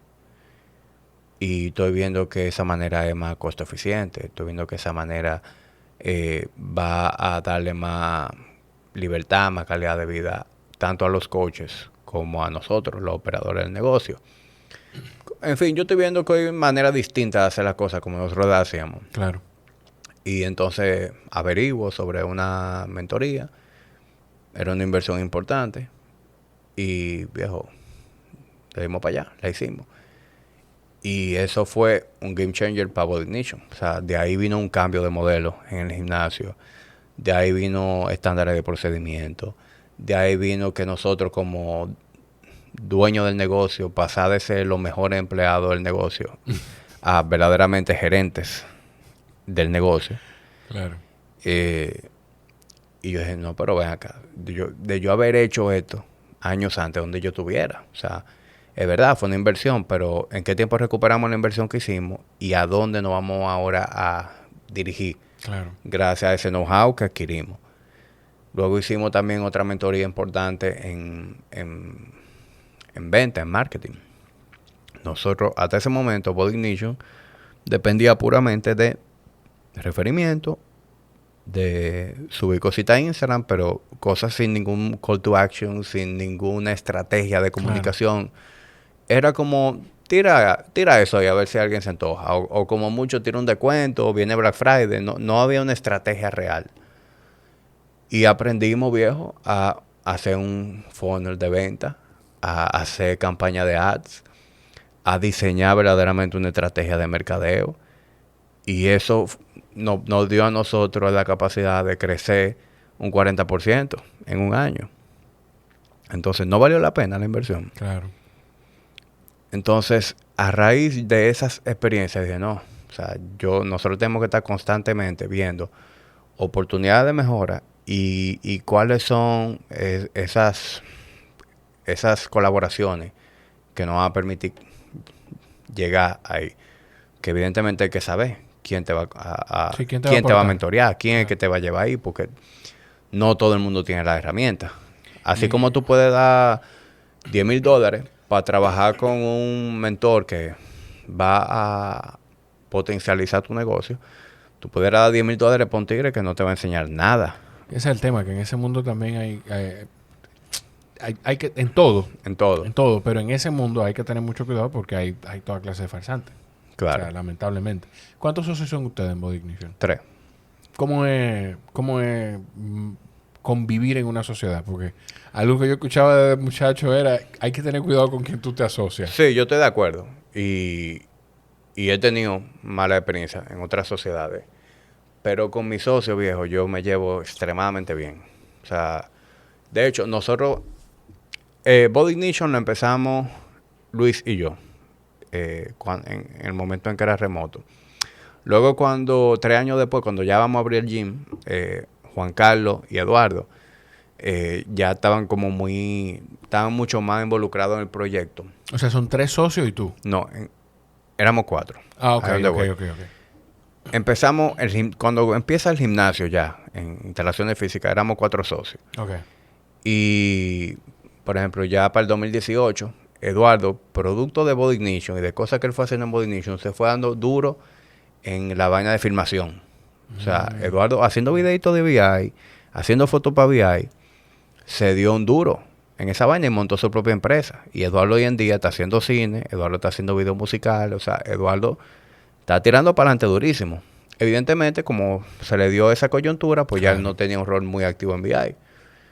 El año pasado o antepasado nos sentamos, le planteamos a Eduardo comprarle su participación, nos pusimos de acuerdo a un precio justo, se lo compramos. Pero para que tú tengas idea, Eduardo salió de la sociedad y nadie lo sabe. O sea, Eduardo sigue yendo a VI todos los días. Claro. Tiene su dedo grabado en la puerta, él va cuando le dé su gana. El trato sigue siendo el mismo, somos amigos. Entonces, es para darte un poquito de contexto de cómo es la relación de nosotros. Nosotros, por suerte, antes de ser socios fuimos amigos. Entonces, la sociedad vino después. Y el hecho de nosotros ser amigos antes que socios, pues, siempre le ha dado mucho peso a cómo manejamos el negocio, el respeto que tenemos uno hacia otro. En el momento en que puedan surgir diferencias, de qué manera la conversamos, la dialogamos. Entonces, mi experiencia con mi socio ha sido muy positiva. O sea, nosotros hemos crecido juntos. hemos madurado juntos, hemos aprendido juntos y hoy en día tenemos como que roles muy claros en base a la fortaleza que tiene cada uno en la operación. Entonces como que ya realmente creo que estamos en un muy buen momento como empresa, como sociedad y no veo, como que yo no veo razón alguna por la que quisiera hacer la cosa sin ellos. Pero también te puedo decir de otras sociedades que han surgido que han sido, viejo, desastrosas. Sí. A lo mejor porque no fuimos lo suficientemente claros en cómo iban a funcionar las cosas o por ignorar a lo mejor algunas señales de alerta. ¿Qué tú crees? Ok, no tienes que compartirme, o sea, de esas sociedades desastrosas, no tienes que darme información, pero ¿qué tú crees que es la diferencia más importante? ¿Cuál tú crees que es la diferencia más importante entre esas sociedades que no funcionaron y esta que va tan bien? ¿Cuántos años tiene Body Ignition? O sea, 13. Yo creo que la mayor diferencia fue que nosotros tratamos esa sociedad como tratábamos la sociedad nuestra. Entonces entramos como bajo el mismo nivel, bajo esa misma expectativa de que no había que poner la cosa clara en papel, sino que las cosas se van a decidir en una conversación entre nosotros, que íbamos a respetar los roles. Ya entendí. Entonces, a la hora del none, pues la dinámica no fue como la tenemos nosotros tres. Entonces, porque fueron ok, ya entendí. Fueron pasos sociedades que se presentaron luego de Body Ignition y junto con tu socio de Body Ignition. Sí. Y tú entendías que esa dinámica, o ustedes entendían que esa misma dinámica que ustedes tenían. Fuimos ingenuos fue la palabra. Nosotros fuimos ingenuos, pensar como que iba a fluir todo como fluía en BI. No lo fue, lamentablemente no funcionó y fue un aprendizaje, lo vemos como un aprendizaje. Pero me llevó de eso la lección de que no todas las sociedades funcionan igual. O sea, me topé ahí con una personalidad de viejo y uno ego que, wow. Entonces yo sigo creyendo en las sociedades. Yo creo que las sociedades tienen muy mala reputación en general. Hay mucha gente que ha tenido mala experiencia en las sociedades porque no sabe elegir su socio correctamente, porque no hay una comunicación clara entre los socios, porque no hay un exit plan. O sea, claro, no hay un plan de salida. Ya hoy en día yo veo las cosas así. Es decir, yo ahora mismo estoy dándole forma a un proyecto nuevo en el que voy a formar parte. Y ya, viejo, estamos entrando con exit plan. Porque ahora mismo todas las partes estamos interesadas, todas las partes estamos aportando lo mismo, todas las partes estamos con el mismo nivel de compromiso. Claro. Pero eso no necesariamente va a ser así siempre. Entonces, si en 5 años las cosas cambiaron, los roles cambiaron, tiene que haber una estrategia de cómo se va a manejar. El mejor ejemplo de que la cosa no va a ser así siempre, con el mismo, ni siquiera interés, porque no quiero que se malinterprete, con con los mismos roles y con la misma participación activa dentro de la operación, es lo que tú decías, Eduardo. De tu ex socio Eduardo o de tu socio Eduardo. Claro, que por suerte salió bien. Claro. Gracias a la redacción que es entre nosotros, que la conversamos y punto. Pero no había un exit plan. ¿Entiendes? Las cosas se dieron bien por como somos. Pero ya yo quiero que en un futuro, si eso sucede, ahí está en papel cómo se van a manejar este tipo de situaciones. Claro. ¿Qué es lo que toca? ¿Cómo vamos a valorar tus acciones? ¿Quién la puede comprar? ¿Quién no? O sea, entonces, yo creo que... La gente cree que arranca, vamos a ponerte negocio aquí y ya. Oye, las cosas que tú estás hablando, que la gente no piensa en eso. Y, por ejemplo, si yo me fuera asociado hoy en día, tú como socio tienes que tener un aporte real en la operación, no dinero. Si es para dinero, yo voy al banco. Claro. Es verdad que los bancos, a lo mejor, tú vas a llamar forzado, porque... por la forma de pago, de esa inversión, cómo se va a... pero el banco no va a opinar. Pero por lo menos el banco no va a opinar. El banco no va a opinar. Entonces, por dinero yo no me asocio con nadie. Eso, tú sabes que eso es muy importante, eso que tú acabas de decir, porque... O sea, quiere decir que ustedes valoran un poquito más la participación activa que pueda tener una persona, más que el recurso que puede traer. Lo que puede aportar a la identidad y al funcionamiento de BI más que el aporte económico que puede traer. Sí, eso es muy importante. Y otra cosa, el aporte económico hoy puede ser determinante para que el proyecto se ejecute, ¿verdad? Y el aporte económico, pues, hoy es el pulmón que yo necesito para tirar esto para adelante. Pero después de que tenemos un par de años y yo te estoy dando dividendos, y ya yo te he pagado en dividendos 10 veces lo que tú me diste, y tú no estás haciendo nada aquí, me empieza a jeder tu participación. Coño, yo te iba a decir eso mismo. Yo, después que te dije lo de lo que te acabo de decir, dije, no era eso, no era esa la forma en la que yo quería plantearlo. Era precisamente en eso, en, coño, la carga de trabajo. Ustedes valoran más la carga operativa que puede, en cómo puede participar una gente en la carga operativa, que a cómo puede aportar con el dinero. Porque al final, el tema de los dividendos, coño. Sí, y uno es muy ingenuo cuando uno no tiene esa experiencia. Claro. Es decir, a lo mejor, viejo, a lo mejor, si alguien se hubiera acercado a mí cuando yo abrí Body Ignition, cuando abrimos el gimnasio, que fue en el 2013, si alguien se hubiera acercado y nos hubiera dicho, señores, yo le voy a dar 10 millones de pesos, a lo mejor yo le hubiera dado un 50% de participación, nada más porque me dio el dinero. Pero ya yo lo hubiera devuelto mucho más que eso, en dividendo a la fecha. Entonces, ese es el tipo de cosas que uno nota claro, como que uno no tiene ese nivel de visión o de conciencia, de conciencia. Entonces, ya yo lo digo, no, pero ya hay que ver la cosa en números. Ok, tú me estás dando tanto, pero esto es un negocio que tiene el plan de negocio y en 5 años este negocio va a devolver tanto para atrás. Pues 10 millones de pesos no vale esta participación, 10 millones de pesos valen esto. De lo contrario, yo mejor voy al banco, que es verdad que en vez de 10 millones yo voy a terminar pagándole 15 al banco por los intereses, sí, pero por lo menos le pagué al banco y no tengo socio. No tengo otra persona más opinando. Porque mira, es un tema porque la democracia es preciosa. Ok, no voy a usar el término de la democracia porque no quiero que se malinterprete, pero gestionar y buscar opiniones y aportes de lo demás es valiosísimo. Pero mientras más gente tú tienes opinando, más se retrasan las cosas, más complicado es llegar a un consenso. Y a veces tú tienes gente opinando que no sabe de lo que está hablando. Porque te aportó dinero. Es complicado. Es complicado. Sí. Pero es importante, o sea, me alegra mucho y yo creo que le sirve a la gente que está escuchando, mirando, el ver cómo ustedes o cómo tú valoras mucho más o valoras más, porque tampoco usted va a llegar a decir, yo quiero asociarme a Body Ignition, yo vengo a entrenar a todo el que haya que entrenar. No. Valoran más el involucramiento que una persona puede tener en la parte operativa del negocio que el dinero. ¿Qué tú traes? Muy importante. ¿Qué tú traes? ¿Qué tú aportas? aquí? Más que dinero, ¿qué tú aportas? Tú vas a poner dinero, está bien, pero tú te vas a encargar de la parte financiera.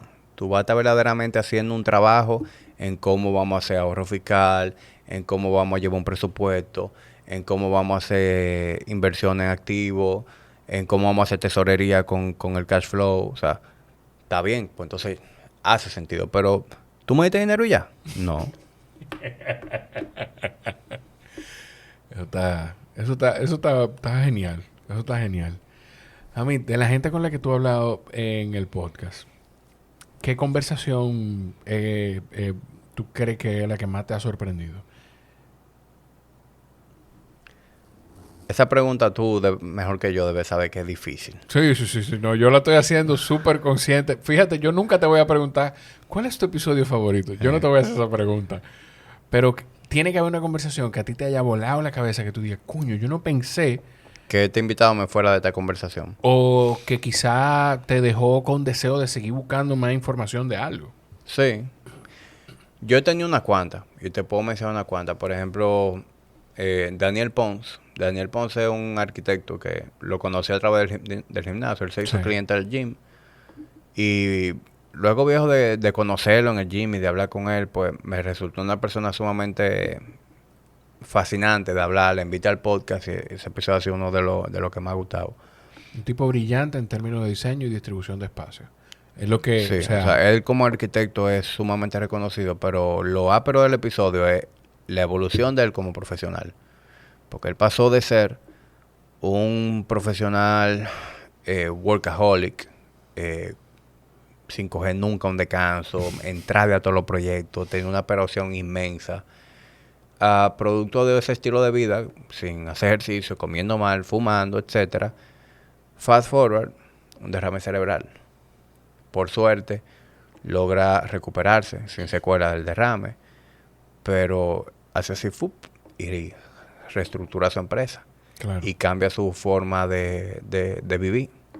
Entonces, le da un giro totalmente a su empresa en el que ya su carga de trabajo pues baja dramáticamente, pero al mismo tiempo él se vuelve más productivo.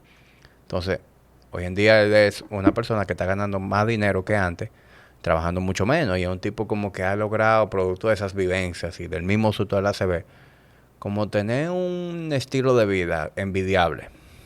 Como que tú dices, no, es el tipo de vida que yo quiero tener. Un tipo productivo, que trabaja mucho, pero que cualquier día de semana tú lo ves en un campo de golf, o te encuentras con él en el Conde jugando ajedrez, fumándose un cigarro, pero al mismo tiempo es papá, al mismo tiempo está en el gimnasio haciendo ejercicio. O sea, fue un episodio como que dio mucho insights.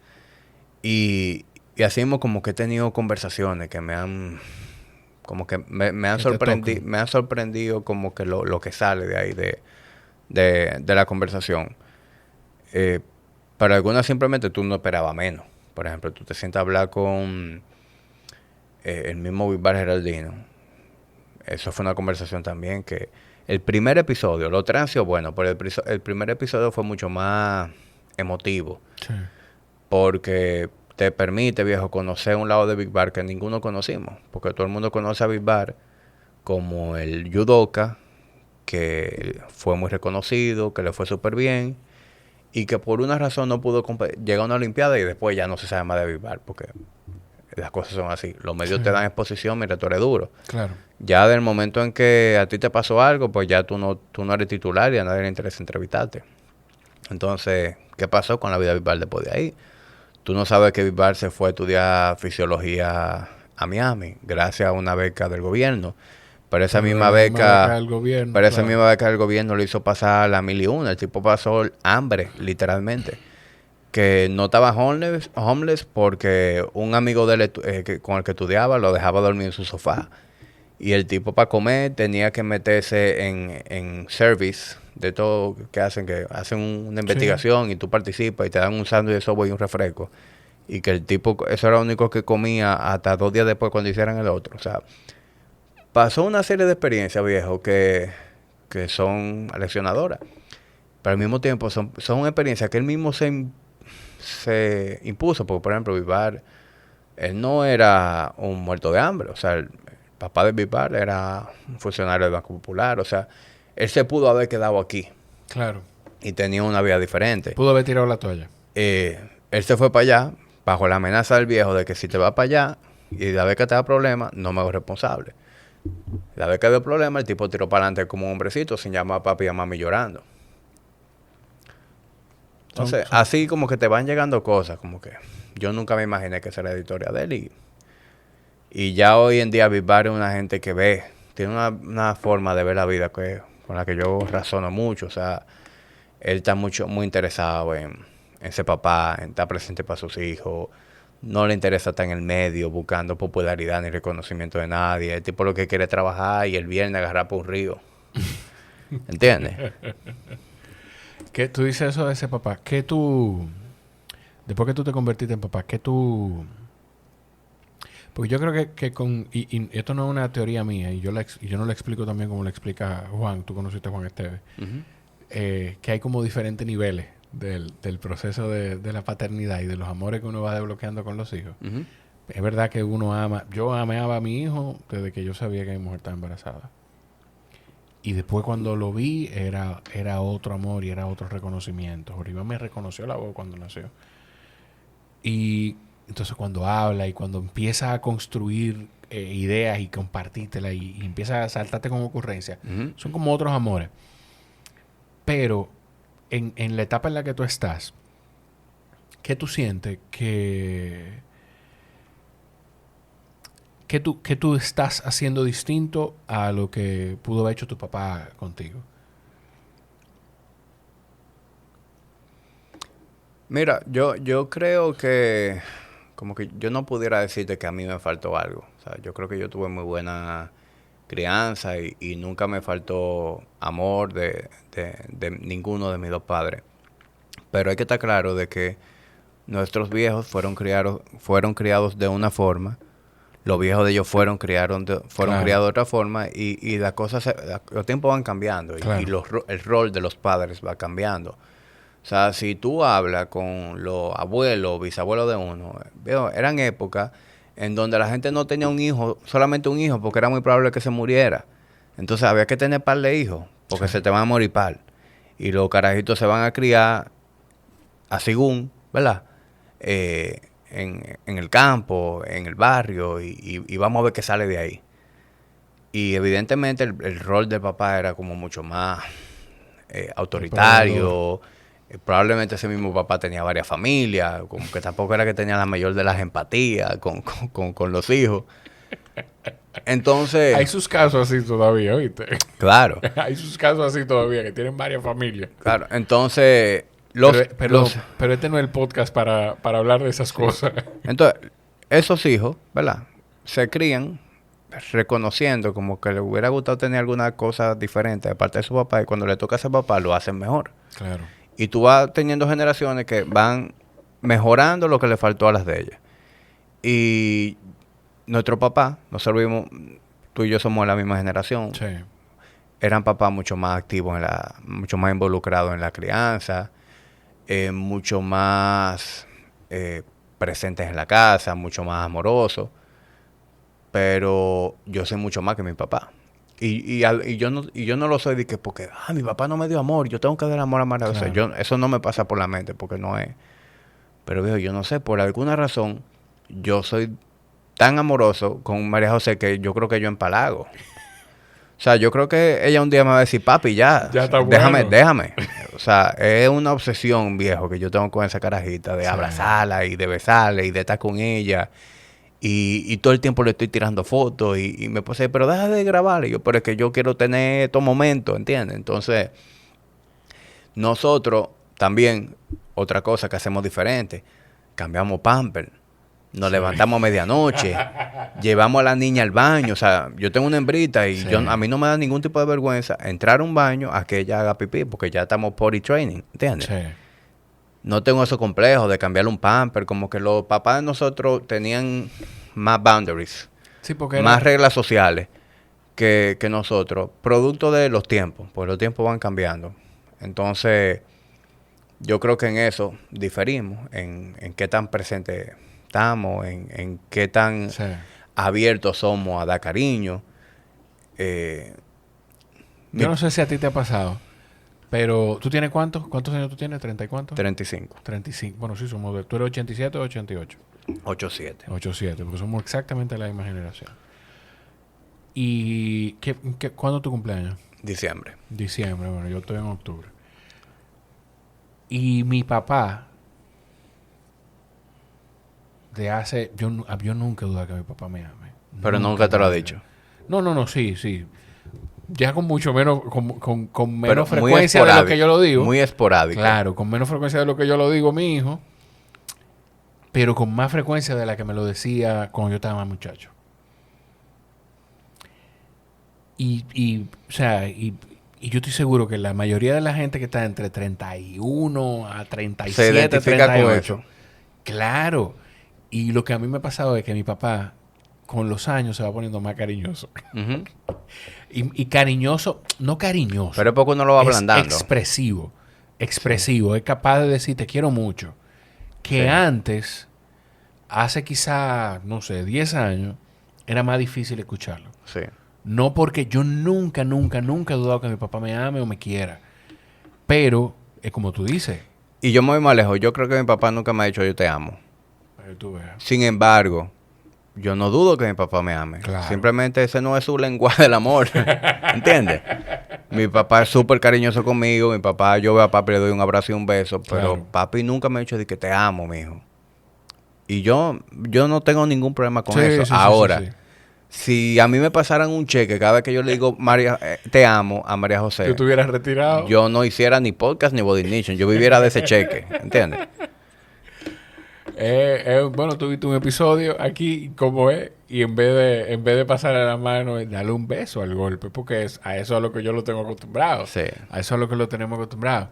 Pero yo creo que eso. Y Pero al mismo tiempo, yo no sé, o sea, es bueno que somos más abiertos, que somos más expresivos, más vulnerables, pero al mismo tiempo, como generación, creo que estamos haciendo demasiado, en cierta forma le estamos haciendo un daño a nuestros hijos, siendo tan, como tan presente y que se espere tanto de nosotros. Por ejemplo, yo jugué deporte mi vida entera. sí, ¿A cuántos juegos tuyos fue tu papá? poco. Honestamente. Digo, perdón. Momento en el que cuando yo jugaba pelota, En una final. yo iba con ¿entiendes? él. Sí, sí, sí. Bueno, yo no recuerdo, papi, que fuera ningún juego mío. Por lo menos ningún juego que fuera juego X. O sea, mi papá no faltó a una graduación, Claro. no faltó a un evento importante mío, pero de que, a mí iba a jugar basquetbol el sábado a las 9. Ahí está papi en la grada. Se tiene práctica. Yo sabía que mi papá estaba trabajando y nadie estaba esperando que mi papá estuviera ahí.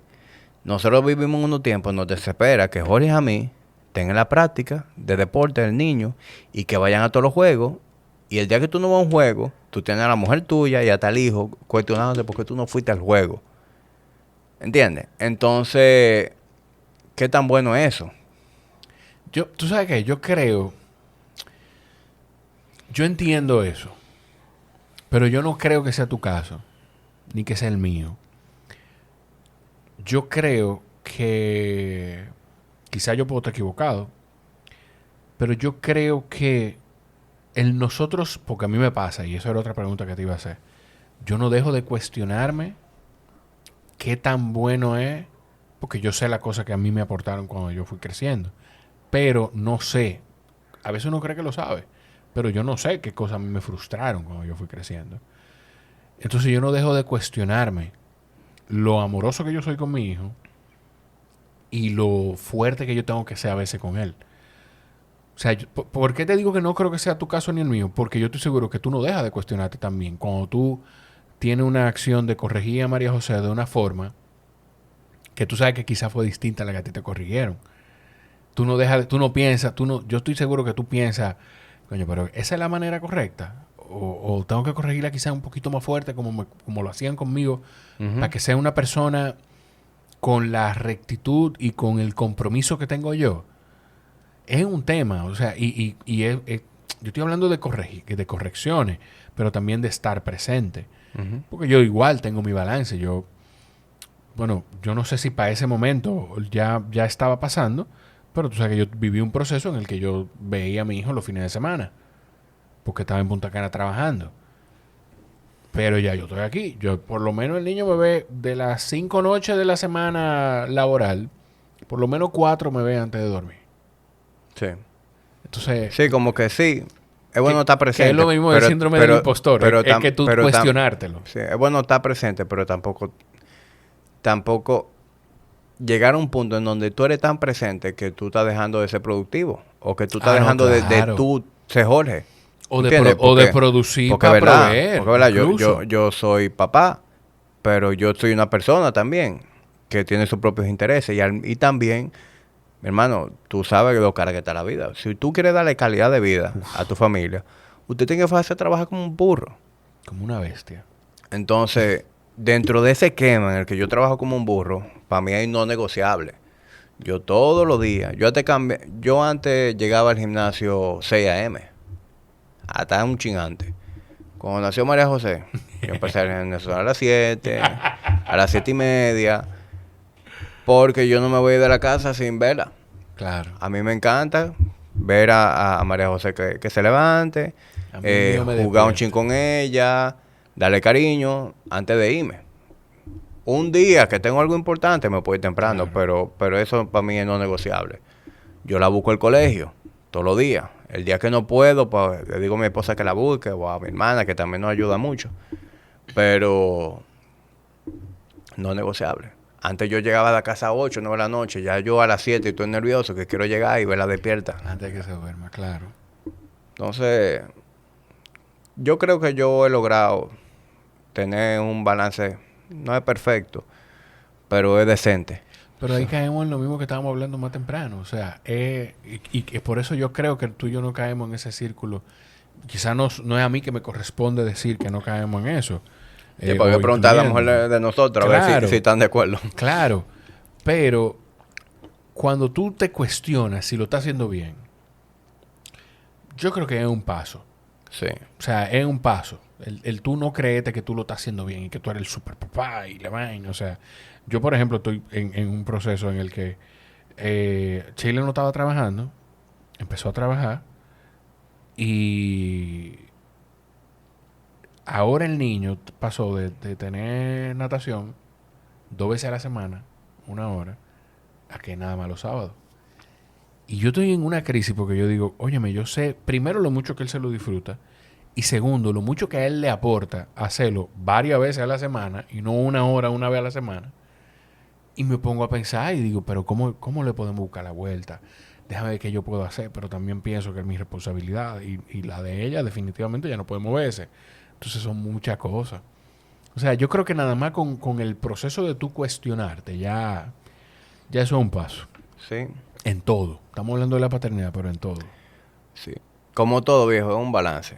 Porque el balance de trabajar tanto en el que tú no estás presente en la crianza de tus hijos, pensando que tú vas a poder compensarlo 20 años después. ¿Verdad? De que, ya yo no trabajo, ya me retiré, déjame compartir con mis hijos. No, loco, ya tus hijos cuando te necesitaban, tú estuviste ausente. Tú no quieres cometer ese error, pero tampoco está de nada, viejo, que tú estés súper presente en la crianza de tus hijos, pero que tú no le puedas dar la calidad de vida que tú quisieras. Sí, y que tengas que estar pidiendo prestado. O sea, viejo, yo quisiera poder hacer las cosas con las que yo he soñado. Yo quiero que tengan buena educación, yo quiero que tengan actividades extracurriculares, yo quiero poder irme de viaje, yo quiero poder hacer cosas los fines de semana divertidas, interesantes, y todo eso cuesta dinero. Es así. Es así. Te voy a dejar irte a descansar para que mañana puedas levantarte a trabajar. No, mañana por cierto yo no trabajo.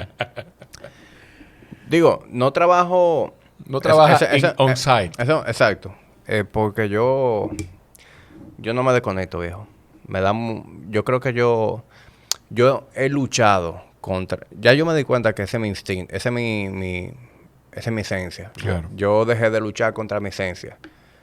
He tenido épocas en mi vida en las que digo, voy a trabajar hasta el viernes en la noche y no voy a abrir la laptop los fines de semana. Y no digo qué, pero al final, viejo, llega el fin de semana y yo quiero trabajar, disfruto, hacer algo productivo. Entonces ya yo no peleo con eso.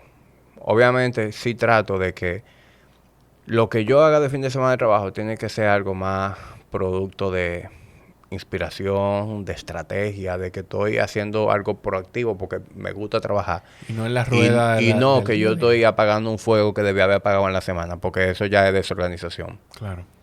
Si tú estás un sábado y un domingo respondiendo un correo, resolviendo cosas que tú debiste haber enviado el viernes, pues tú lo que estás haciendo ineficiente con tu tiempo. Ahora, que tú disfrutes, léete un libro, escucha un podcast y arma una estrategia, pensar en cómo tú vas a hacer algo diferente en tu tiempo de ocio, yo eso no, personalmente no lo veo nada de malo.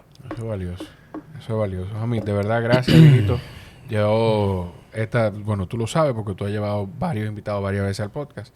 Así que esta no es la última vez que tú vas a estar por aquí. Y te prometo planificar mejor la tomada, aunque está bueno el vinito de nuestros amigos del catador. Sí. Yo también he disfrutado mucho esta conversación, Jorge. Tú sabes que nosotros los podcasteros nos sentimos cómodos siempre con esto. O sea, ¿escuchaste el podcast de Te de Agua? No Quebrando la inercia. No lo he escuchado y quiero... Esa es otra. Y yo quiero traerlo. Esa es otra. Y perdón que estoy prolongando esto, porque a veces llegan ideas a la cabeza. Cuando grabé con Te Deja Agua, con Julio, él quiso que yo fuera el primer invitado del podcast porque como una especie de gratitud, porque él dice que cuando él fue a la tertulia, como que eso para él fue un boost en su social media. Y se sintió perísimo. Me dice, yo quisiera invitar a Jorge, pero yo no sé si él quiera venir. ¿Cómo va a ser? Pero que me llame porque yo lo quiero traer aquí. Claro, yo le dije, mira... Es más, no viene si no me invita al tuyo. Yo le dije, mira, uno, él va a querer venir porque Jorge es un tigre full. Y dos, en el mundo de los podcasts, ninguno podemos estar cotizándonos. Claro. Aquí nadie puede estar de comer mierda. Porque esto es una industria, ¿verdad? Sumamente pequeña, en donde lo que necesitamos es colaboración. Apoyarnos uno y otro. O sea, nosotros no podemos estar no, que yo no voy al podcast de fulano porque ese podcast todavía no está bateando. Ese no me va a dar engagement. Loco, yo voy a todos los podcasts que a mí me inviten. ¿Por qué? Porque en mi momento yo no era nadie y yo invitaba a la gente y la gente iba a mi podcast. Claro. Entonces, you have to pay it forward. Tú tienes que ser agradecido y hacer lo mismo. Esa cámara se fue. Tú tienes que ser agradecido, viejo, y hacer lo mismo, apoyar a las personas que están iniciando su proyecto, apoyar. Así mismo le digo, viejo, cuando tú hagas piezas de contenido, Reels, invítame como colaborador. Que si yo tengo hoy en día un par de miles de followers, para hacer algo positivo con eso, para ayudarnos. Entonces, yo creo que ese debería ser el espíritu de todo el mundo. Y aquí nadie está rankeado. Tú sabes, de que viviendo, haciéndose millonario, haciendo podcast, para estar de que con ese cotice. Sí. Y yo te puedo decir que yo voy a los podcasts a los que finalmente logro coordinar la conversación, porque me ha pasado con un par que nos quedamos enganchados en los correos y en los mensajes de WhatsApp, pero a mí me dio el chance. Tú puedes firmar para acá también, o sea que para acá hay muchísimo espacio, así que no te aquí esta esquinita la tengo fil ya de que llegue. No te compliques. Y al final, coño, mira, te voy a poner un ejemplo. Tú conoces a Arismendi de In Pursuit of Greatness. Sí. Yo creo que él te llevó al podcast también. Yo estoy pendiente del episodio 100, porque yo le dije en su episodio, cuando tú hagas el episodio 100, grabamos mi podcast. No es que sea un premio, pero se dio así en la conversación y le dije, y yo estoy pendiente de que él llegue a ese episodio para traerlo para acá, para poder tener la conversación aquí y de que él me comparta lo que ha aprendido de sus invitados. Porque como tú dices, al final nosotros vamos viviendo procesos y tenemos que pay it forward. Yo creo que esa es la mejor manera de describirlo. Yo lo viví, yo no tenía ni siquiera 20 episodios grabados y para mí uno de los podcasters más duros de Latinoamérica, Chente Hidrach, se sentó y grabó 1 hora y pico conmigo. O sea, para mí fue chulísimo. ¿Y quién soy yo para que una gente me invite a su podcast y decirle, no puedo, porque yo estoy esperando que tú estés produciendo mucho contenido, por favor. Púlete y después tú me invitas. Tú estás loco. O sea, no. Es un proceso. Es un proceso. Por lo menos en el nivel que estamos. A lo mejor llega un nivel, viejo, en el que tengamos tantas cosas. Así como hablamos ahorita de a veces tener que ignorar mensajes y demás, porque tú no le puedes decir que sí a todo. Llegará un momento en el que no podemos acceder a todas las invitaciones. Pero el día que lo haga va a ser porque genuinamente estoy complicado, no porque estoy privándome de lo que no soy. Pudiera pasar. A mí me pasó algo hoy, yo no sé si a ti te ha pasado, que hubo alguien que me dijo, y eso me hizo sentir casi como Rogan, con mucha humildad lo trato de decir, porque hubo alguien que me dijo, tú sabes que fulano no me caía muy bien, y después que yo lo oí en tu podcast, pues yo hasta votaría por él. Y dije, coño, pues yo tengo que hasta que cuidar lo que hago o cómo lo hago. Sí. O sea, no, tú tienes que estar claro, de que tú le estás dando un sello de aprobación en cierta manera. Sí. A todo el que tú traes aquí. Y yo me di cuenta de eso. Tú sabes que yo llevo médicos a mi podcast. Sí. Que de hecho me tiene que poner en contacto con Jorge, que quiero traerlo. Como tú quieras.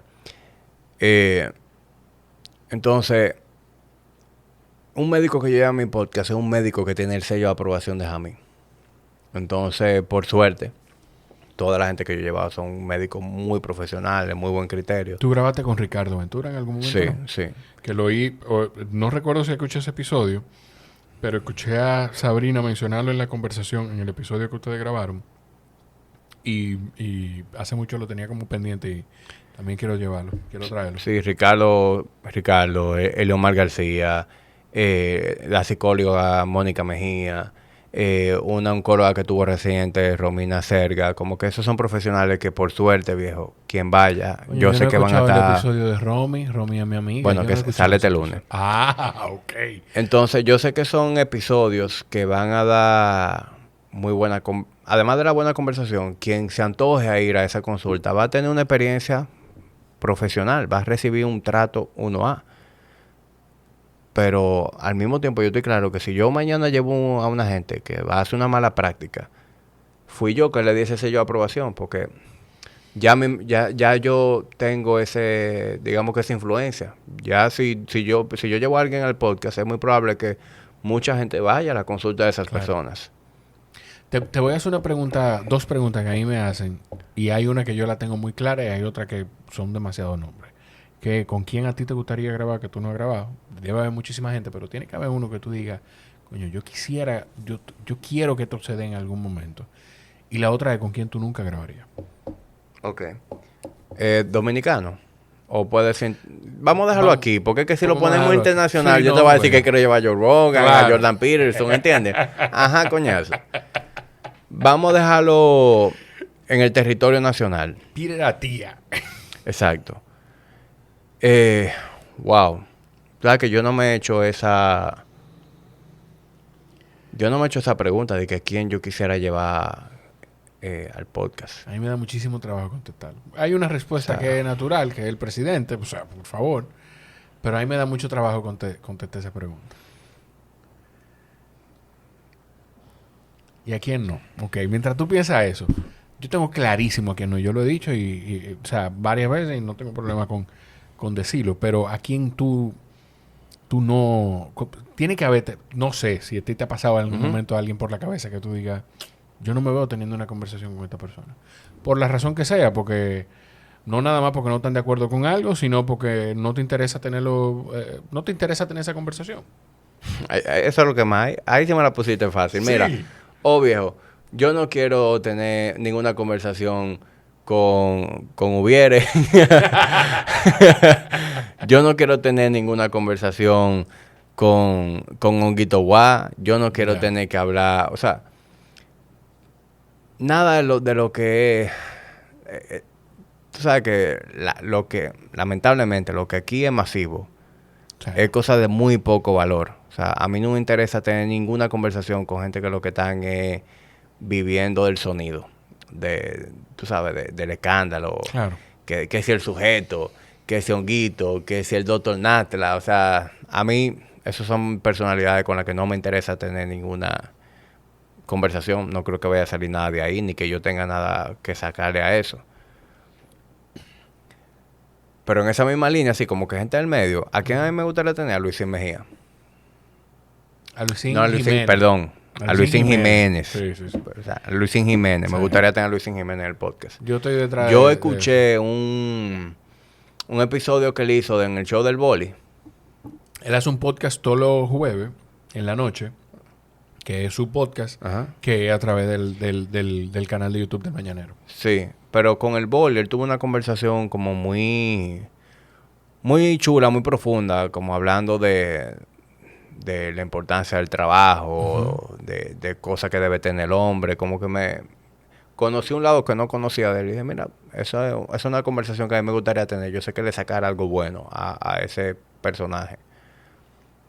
Nash Bogal me gustaría tener en el podcast. O sea, y Nash era simplemente cuestión de seguimiento. Sí. Porque, por ejemplo, yo soy amigo de Nash. O sea, yo tengo a Nash, tengo tu teléfono, he hablado con ella por WhatsApp, nos seguimos en Instagram. O sea, yo tengo la relación con Nash. Es simplemente un asunto de seguimiento para que se dé. Después, viejo, hay mucha gente que quiero tener, pero es cuestión de yo hacer el acercamiento. Como que yo no tengo... Y dar el seguimiento. Sí. Por ejemplo, me encantaría tener, viejo, a a un Freddy Ginebra en el podcast. Don Freddy. Me encantaría tener a un Juan Luis Guerra en el podcast. Que son figuras que es cierto, pues, especialmente Juan Luis Guerra, no debe ser un cachuco lidiar con Juan Luis Guerra, pero no es imposible. O sea, este es un país tan pequeño y nosotros tenemos tantas relaciones ya que hemos creado que no es imposible tener a Juan Luis Guerra en el podcast. Eso es tú caer de arriba a eso. Y yo te voy a decir algo, amigo. Así como yo lo digo de nuevo, o sea, con mucha humildad esto que voy a decir, me atrevo a decirlo del tuyo.